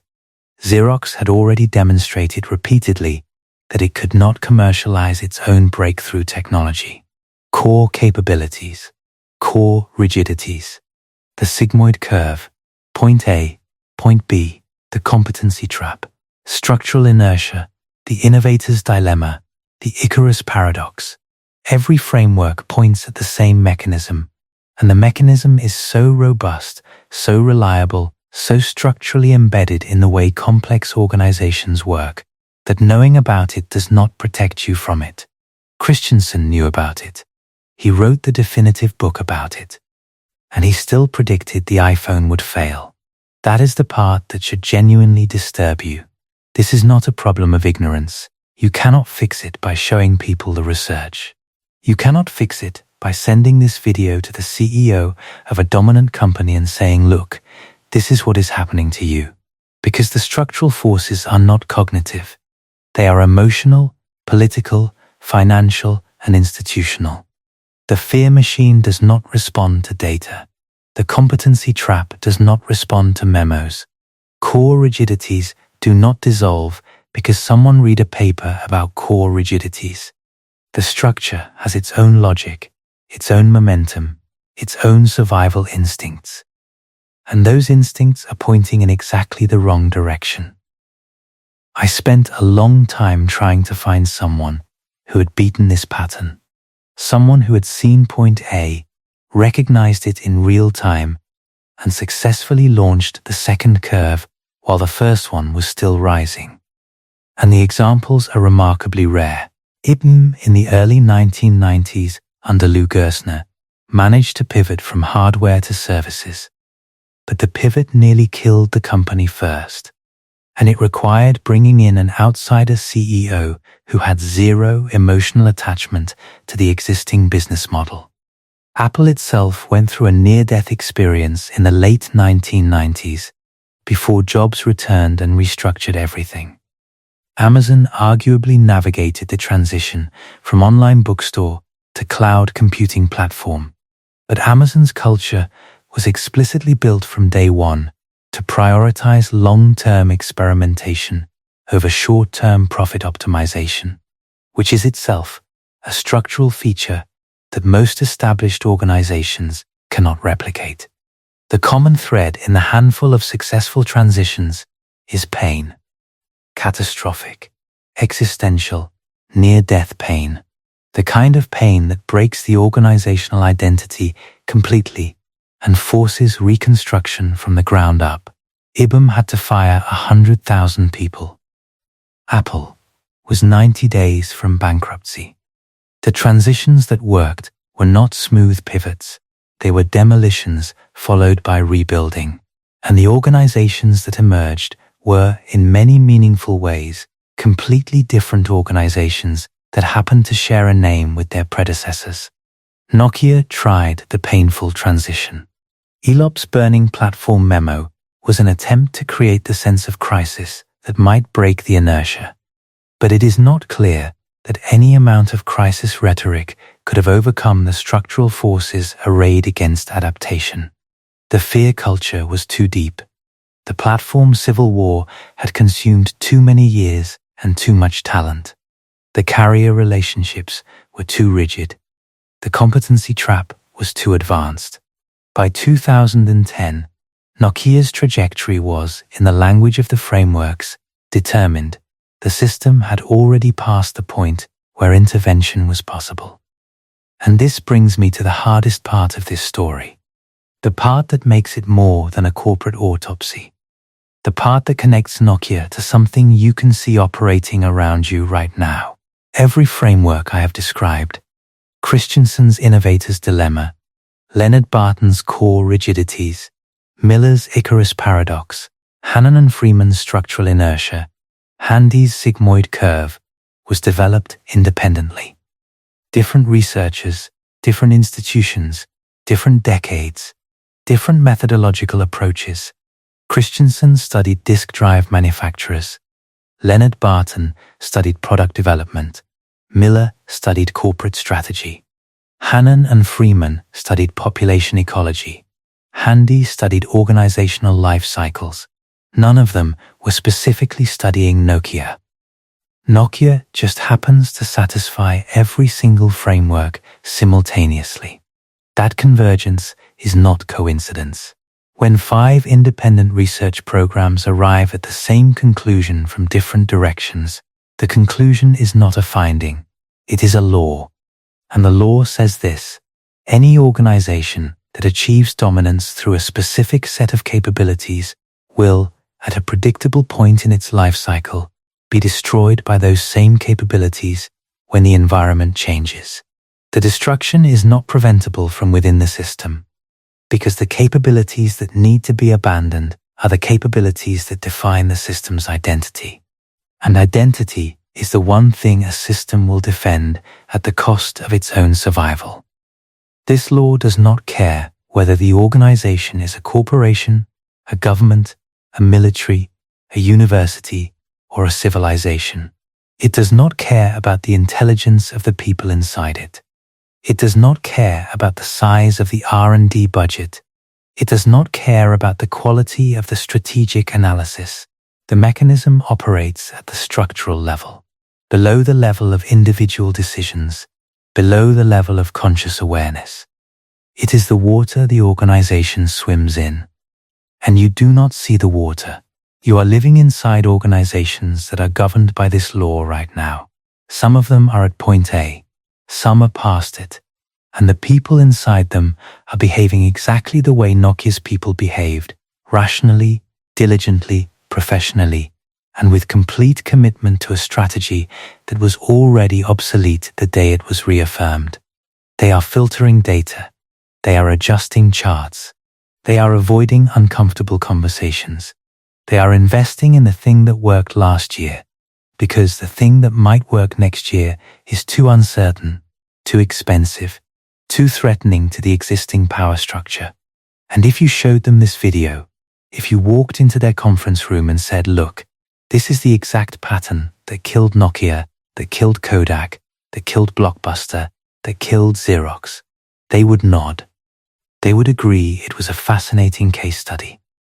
And then they would go back to their desks and continue doing exactly what they were doing before, because the structure they operate inside will not let them do anything else, because the incentives are pointing the wrong way, because the person who speaks the truth gets the same treatment that Nokia's middle managers got, because they have families, they have small children.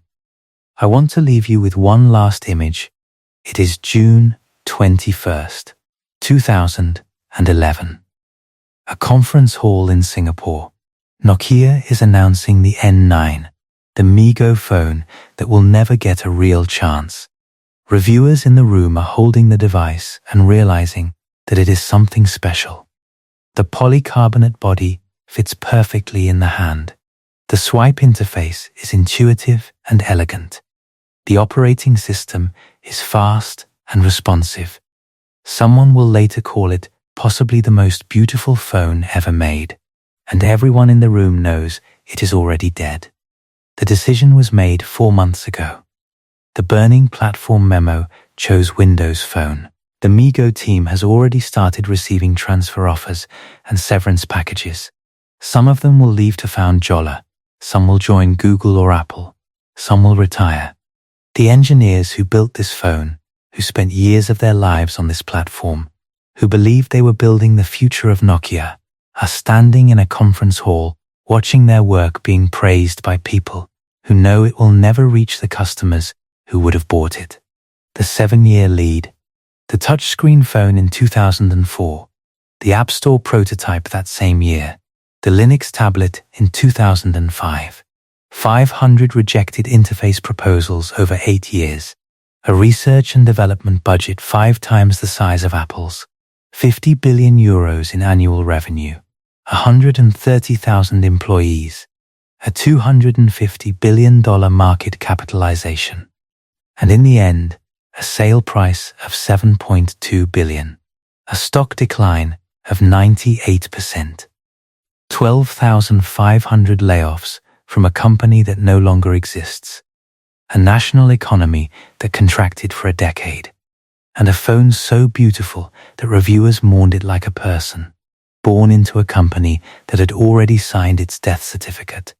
Nokia's former headquarters in Espoo is now called Niemi, managed by a property developer. The building still stands. The conference rooms are still there. The room where Ari Hakkarainen demonstrated a touchscreen internet phone and an app store in 2004 is still there. 3 years before Jobs. 7 years before the iPad. The future was in that room, and the structure said no. Not because the people were foolish, because the structure was doing exactly what structures do. Protecting itself, preserving its identity, defending the first curve, staying at point A while the ground beneath it was already shifting. And somewhere right now, in a glass-walled conference room, in a building that belongs to an organization you have heard of, someone is demonstrating something that could change everything. And the people in the room are looking at it. And the people in the room can see that it works. And the people in the room are about to say no. Not because they are blind, because they can see. They can see exactly what it would cost to say yes. And the cost is the identity of the organization itself. And no one in the room is willing to pay that price. Because the current model is still working. Because the revenue numbers are still strong. Because the market share is still dominant. Because the stock price is still high. Because point A looks, from the inside, exactly like success. And the engineer with the prototype will put it away. And the chart will get adjusted. And the meeting will end with consensus. And the curve will keep rising for a little while longer before it peaks and begins its long descent into a case study that business schools will teach for decades. And when the case study is taught, the students will shake their heads and wonder how an organization that smart, that well-funded, that technologically advanced, could have failed to see what was right in front of it. And the professor will explain the frameworks, and the students will nod, and then they will graduate and join organizations that are governed by the exact same structural forces, and the cycle will repeat. Because the law does not care about awareness. The law does not care about intelligence. The law cares about structure. And the structure is already burning. But I realize I have not yet given you the full picture of what Nokia was competing against when the iPhone arrived. And the comparison is more revealing than you might expect, because the first iPhone was not a superior device by any technical measure that Nokia would have recognized. And that, in itself, is the most important part of the story. The iPhone that Steve Jobs held up on January 9th, 2007 was, by the standards Nokia used to evaluate mobile phones, an inferior product. It operated on a 2G network, the AT&T Edge network, at a time when Nokia was already shipping 3G devices. Its data speeds were painfully slow. It had a 2-megapixel camera, when Nokia's N95, released the same year, had a 5-megapixel camera with Carl Zeiss optics and autofocus. The iPhone could not record video. It could not send multimedia messages. It had no expandable storage. It had no removable battery. It had no physical keyboard.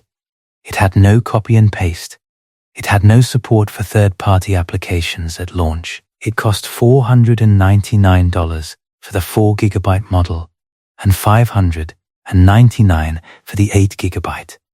At a time when carriers were accustomed to subsidizing handset prices down to zero or near zero. Nokia's engineers looked at this spec sheet and saw a toy. They saw a device that lacked fundamental capabilities their cheapest handsets already possessed. They saw a phone that could not even send a picture message.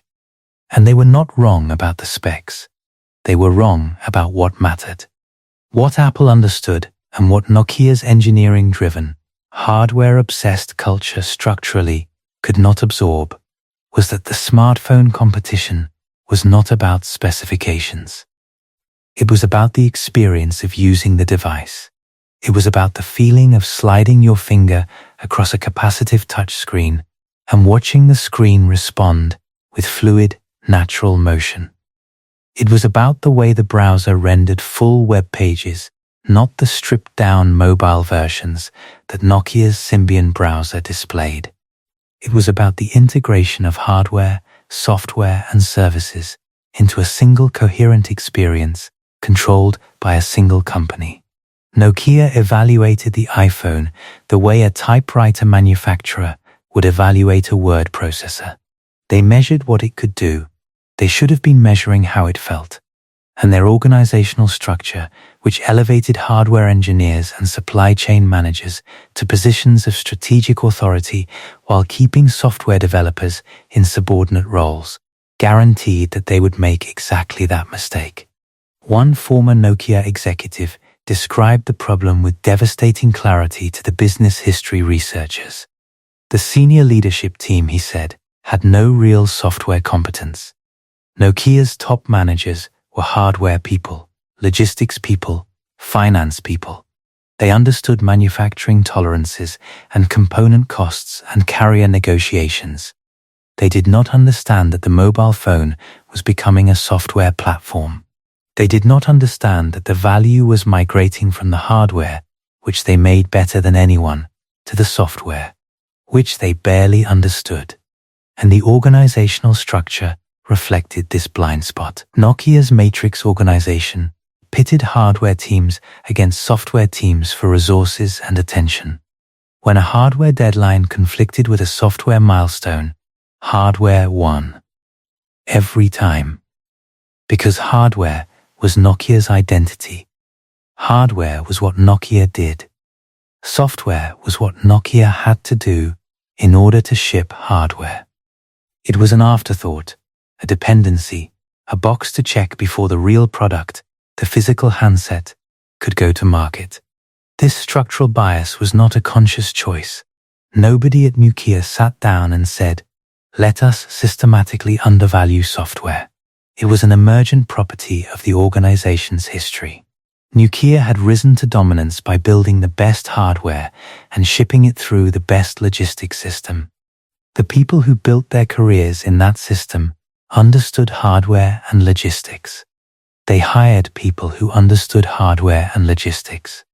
They promoted people who understood hardware and logistics, and they evaluated competitive threats through the lens of hardware and logistics. When the iPhone arrived, they evaluated it through that lens and concluded, correctly, that it was inferior hardware. What they could not see, because nothing in their organizational structure or their professional experience equipped them to see it, was that hardware no longer mattered. I keep returning to the R&D numbers because they illustrate the structural trap more clearly than anything else. In 2010, Nokia spent approximately $3.9 billion on mobile phone development. This was, according to Bernstein Research, roughly 3 times the average of its competitors. 1/3 of that total went to Symbian.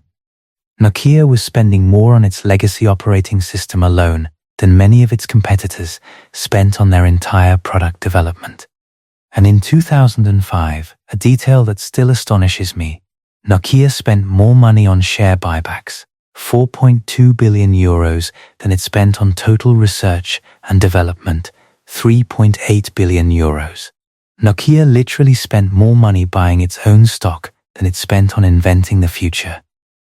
In the year that it shipped the 770 Internet tablet, in the year that its engineers were demonstrating touchscreen prototypes that would not reach market for another 3 years. Share buybacks are a legitimate capital allocation strategy. I am not suggesting they are inherently wrong, but the ratio tells you something about where the organization's priorities were. When a company spends more money on financial engineering than on actual engineering, in the same year that its internal labs are producing breakthrough prototypes that management refuses to commercialize, the competency trap is not a theoretical concern. It is an operating reality. I want to return to the Blockbuster story now, because there is a detail in it that most tellings omit, and the detail strengthens the structural argument considerably. When Reed Hastings offered to sell Netflix to Blockbuster in 2000 for $50 million, Blockbuster was not just a successful company. Blockbuster was the retail entertainment industry. 9,000 stores across the United States. 60,000 employees. $6 billion in annual revenue. A brand so dominant that going to Blockbuster was a verb in American culture. Friday night in America meant driving to Blockbuster, wandering the aisles, reading the backs of VH tapes and later DVDs, and choosing what to watch for the weekend. Blockbuster was not just a business, it was a ritual. And Blockbuster's CEO, John Antioco, was not stupid. He actually understood the digital transition better than he is given credit for. In the mid-2000s, Antioco launched Blockbuster Total Access, a DVD by mail service that competed directly with Netflix, combined with the option to return and exchange discs at physical Blockbuster stores. This was in many ways a superior offering to what Netflix had at the time, because it combined the convenience of mail delivery with the immediacy of in-store exchanges. Total Access was growing rapidly. Netflix was worried. But here is where the structural dynamics intervened. Total Access was cannibalizing Blockbuster's core business. Every DVD mailed to a subscriber was a customer who did not drive to a store. Every in-store exchange reduced the revenue from late fees, which were a significant profit center. Blockbuster's franchise owners, who operated many of the 9,000 stores, were furious. The board was nervous about declining same-store sales figures. And activist investor Carl Icahn, who had acquired a significant stake in Blockbuster, was pushing for short-term profitability over long-term strategic positioning. Antioco was forced out in 2007. His replacement, Jim Keyes, immediately scaled back Total Access and refocused on the physical retail business. Keyes publicly dismissed Netflix's model, saying neither Redbox nor Netflix are even on the radar screen in terms of competition. 2 years later, Netflix had over 10 million subscribers. 3 years later, Blockbuster filed for bankruptcy. The pattern is identical. A dominant organization possessed the technology and the strategy to survive the transition. An internal faction, driven by short-term financial incentives and the structural weight of the existing business model, killed the adaptation. The people who killed it were not fools. They were rational actors responding to real incentives. The franchise owners needed store traffic. The board needed quarterly results. Icahn needed stock price appreciation. Everyone was doing their job. And the collective result was the destruction of a $6 billion company. Core capabilities becoming core rigidities. Blockbuster's 9,000 stores were a core capability when entertainment was a physical retail product. They became a 9,000 location liability when entertainment became a digital stream. The stores could not be repurposed. The real estate leases could not be broken. The workforce could not be retrained overnight.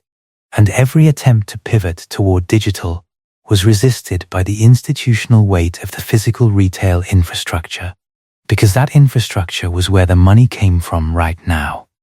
Right now. There is that phrase again, the phrase that killed Nokia, the phrase that killed Kodak, the phrase that killed Blockbuster, the gravitational pull of current revenue, of current market share, of current profitability is the strongest force in organizational dynamics. It is stronger than vision, it is stronger than strategy, it is stronger than awareness of the threat. Because it is not just a financial force, it is an identity force. The organization does not just make money from the current model. The organization is the current model. The people, the culture, the values, the relationships, everything that makes the organization a coherent entity is organized around the current model. Abandoning the current model is not a strategic decision.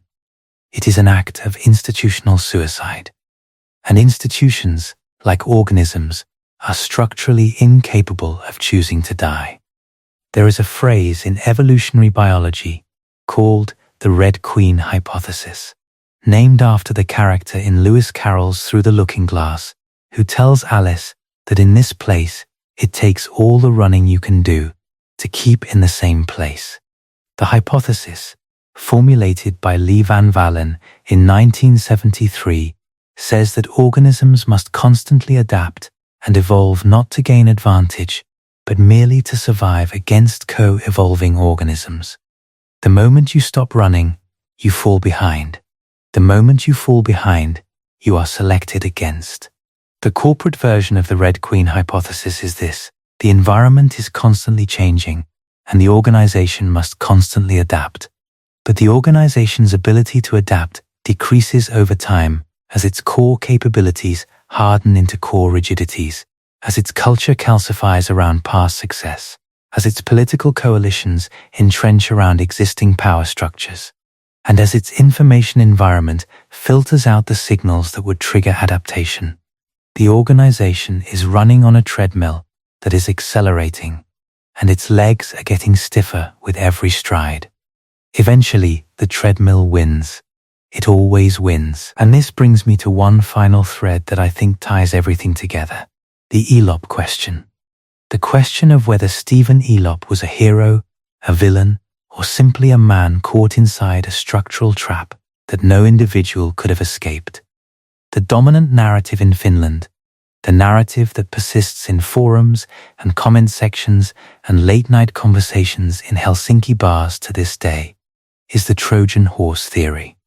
The theory goes like this: Microsoft planted Elop inside Nokia to sabotage the company from within, destroy its value, and then purchase it at a discount. Elop's critics nicknamed him Trojan.Win32.Stephen.Elop. They pointed to his Microsoft background, his decision to choose Windows Phone over Android or MeeGo, the immediate and devastating impact the burning platform Memo had on Symbian sales, and the fact that Microsoft ultimately acquired Nokia's phone business for a fraction of its former value. It is a compelling narrative, and it is almost certainly wrong. The most thorough investigation of Elop's tenure is Operation Elop, the 2014 book by Finnish journalists Pekka Nikkanen and Marina Salminen, based on over 100 interviews with Nokia insiders, board members, executives, and industry figures. Their conclusion is unambiguous. Elop made monumental mistakes, but all in good faith. The book documents that the decision to sell to Microsoft was made by Nokia's board, chaired by Risto Silasmaa, not by Elop alone.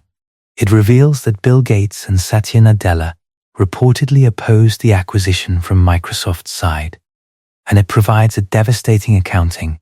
Nokia was worth 29.5 billion euros the day Elop started. It was worth 11.1 billion when the Microsoft deal was announced. Every day of Elop's leadership cost the company 18 million euros. 18 million euros per day for 1,100 days. But the Trojan horse theory, even if it is factually wrong, reveals something true about the structural dynamics at play. The theory persists because it offers agency. It says someone was in control, someone had a plan, someone deliberately destroyed the company for their own benefit. The alternative, the structural explanation, is far more terrifying. The structural explanation says nobody was in control. The system destroyed itself through the normal operation of its own internal dynamics. No villain was required. The fear culture filtered the truth. The competency trap deepened the commitment to the dying model. The core rigidities prevented adaptation. The sigmoid curve peaked and began its descent. And every individual inside the system, including Elop, was behaving rationally within the constraints they faced. People prefer the conspiracy to the structure, because conspiracy implies the possibility of prevention.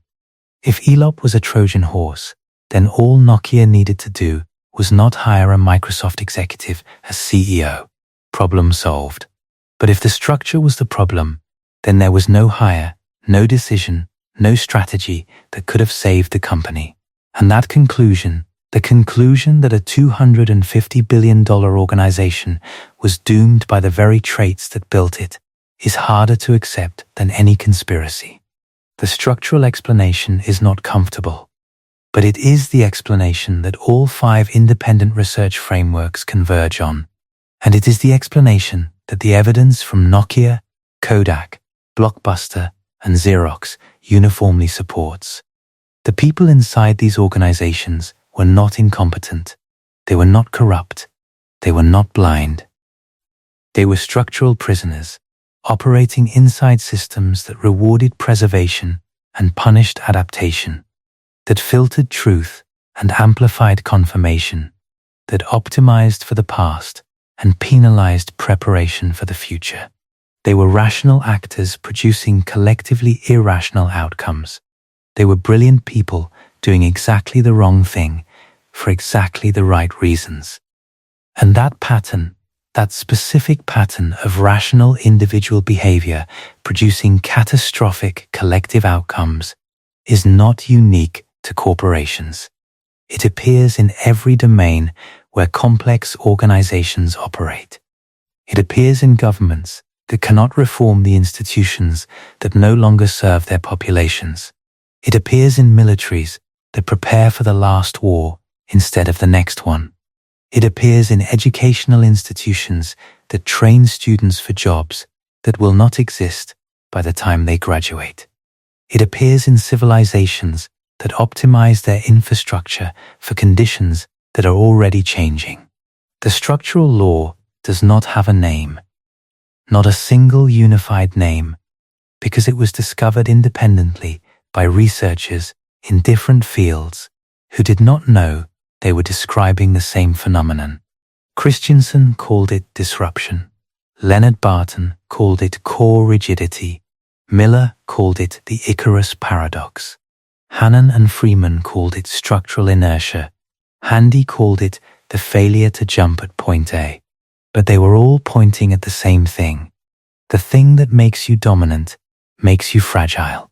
And the dominance itself prevents you from seeing the fragility. Nokia had the smartphone 7 years before Apple. Nokia had the touchscreen phone 3 years before the iPhone. Nokia had the tablet 5 years before the iPad.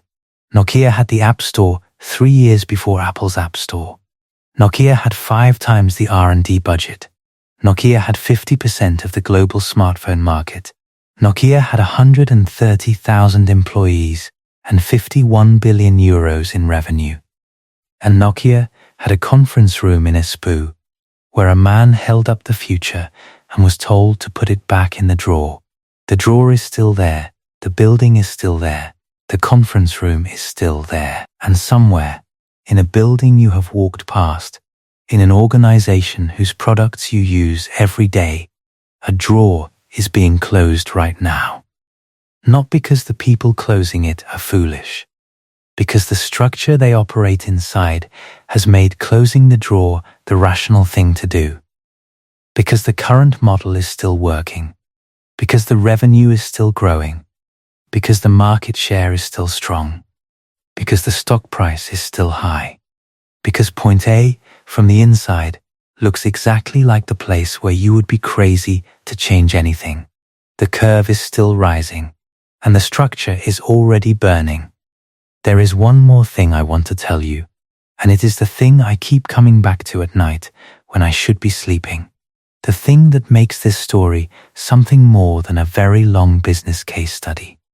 The INSEAD researchers, Vuori and Huy, after conducting 76 interviews, after documenting the fear culture, the information filtering, the emotional dysfunction, after publishing their findings in one of the most prestigious academic journals in the field, concluded their analysis with a recommendation. It is simple. It is obvious. And it is, for structural reasons I hope are now clear to you, almost impossible to implement. Their recommendation was this: organizations need to create environments where people feel safe telling the truth. That is it. That is the recommendation. After years of research, after hundreds of pages of analysis, after mapping the complete communication pathology that destroyed a $250 billion company, the solution is, let people be honest in meetings. And the reason that recommendation is devastating is not because it is wrong. It is because it is right. And because every force in organizational life works against it. The people at the top create fear because fear produces compliance, and compliance produces the predictability that shareholders and boards demand. The people in the middle filter information because honesty carries career risk, and career risk threatens their families, their mortgages, their children's education. The people at the bottom stop proposing innovations because proposal after proposal has been rejected, and after 500 rejections across 8 years, you stop proposing. Not because you have run out of ideas, because the emotional cost of rejection has exceeded the emotional benefit of contribution. And the system that produces these outcomes does not feel like a system when you are inside it. It feels like work. It feels like Tuesday.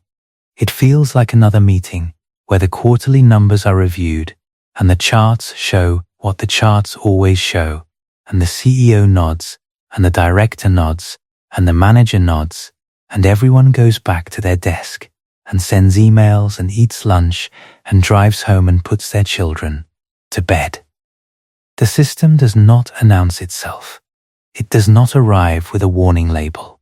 It hums along, day after day, quarter after quarter, and the only sign that something is wrong is a feeling, a quiet gnawing in the stomach of the people who know the real numbers, the people who have seen the prototype that was killed, the people who understand that the chart was adjusted and the data points were moved to the right.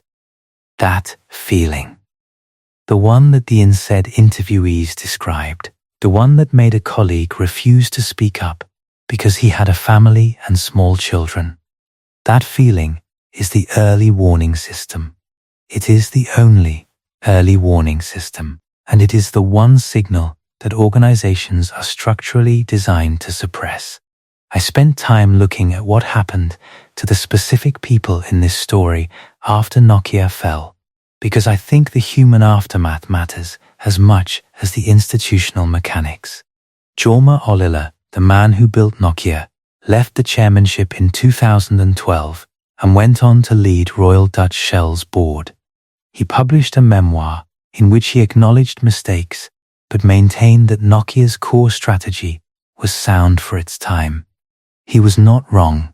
It was sound. For its time. That is exactly the point.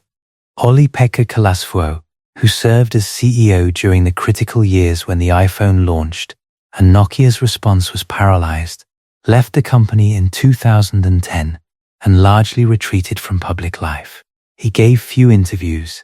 When he did speak, he expressed regret about the organizational culture, but framed it as something he inherited rather than something he created or could have changed.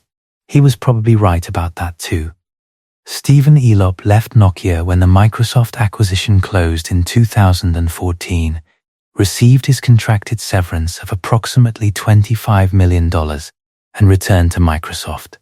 He left Microsoft in 2015. He has kept a relatively low profile since. The €18 million per day calculation from Operation Elop follows him like a shadow.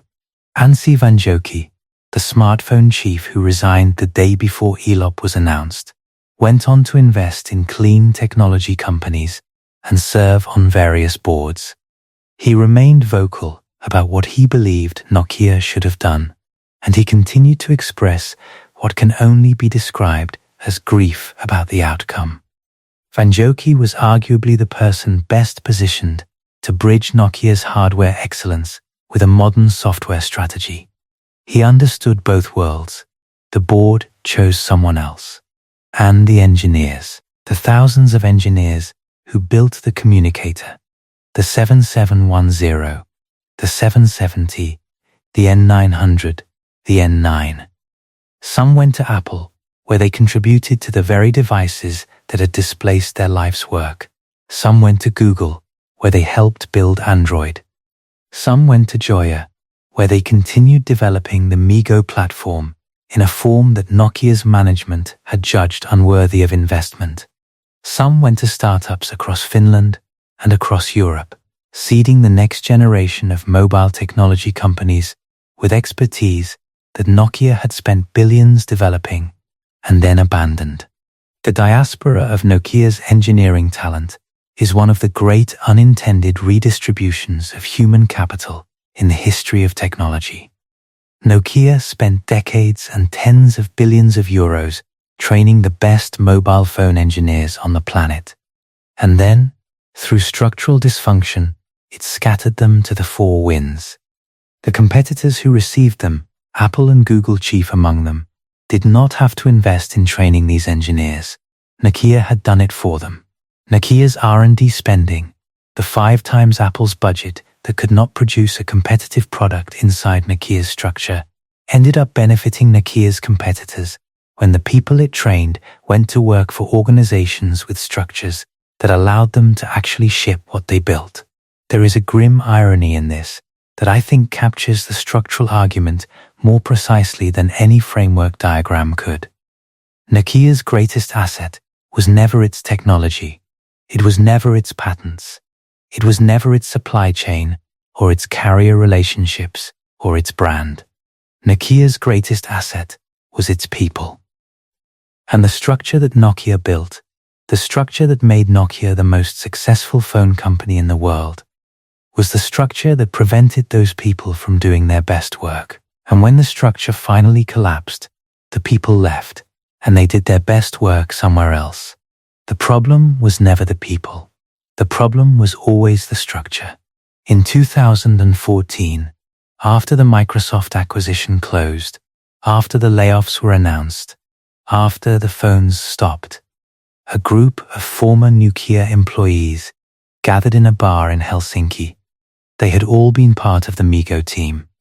They had all watched their work be praised and then killed.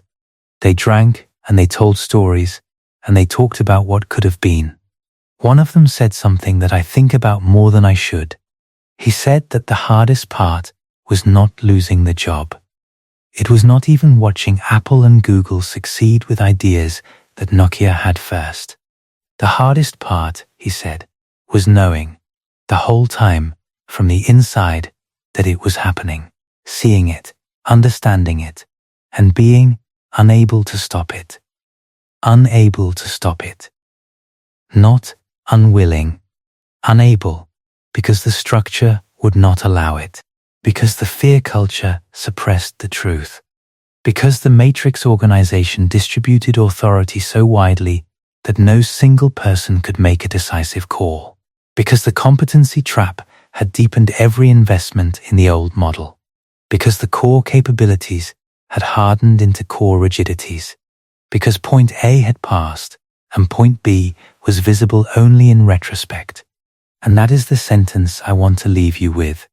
Not a lesson, not a moral, not an optimistic conclusion about what we can learn from Nokia's failure, because the structural law I have been describing does not come with a lesson.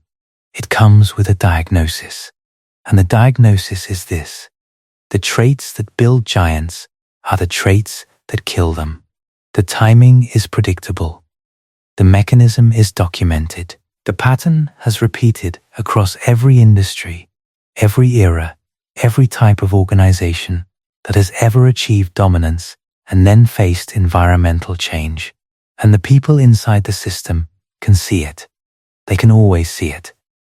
They just cannot stop it. Because the structure is not a thing they operate. The structure is a thing that operates them. Nokia had the smartphone 7 years before Apple. Nokia spent 5 times what Apple spent on research and development. Nokia employed 130,000 people. Nokia had a $250 billion market capitalization. And Nokia had a conference room in Espoo, Finland, where a man held up the future, and his supervisors told him to put it away. The future went in a drawer. The drawer was closed, the structure kept running, and the curve kept rising for a little while longer before it peaked and began its descent. And on the way down, in every meeting, on every floor, in every building across Espoo and Tampere and Oulu and Salo, people knew. They knew what was happening. They knew what had been buried. They could feel the burning under their feet. They had families. They had small children. And the chart needed to be adjusted. And the data points needed to move to the right. And the platform kept burning.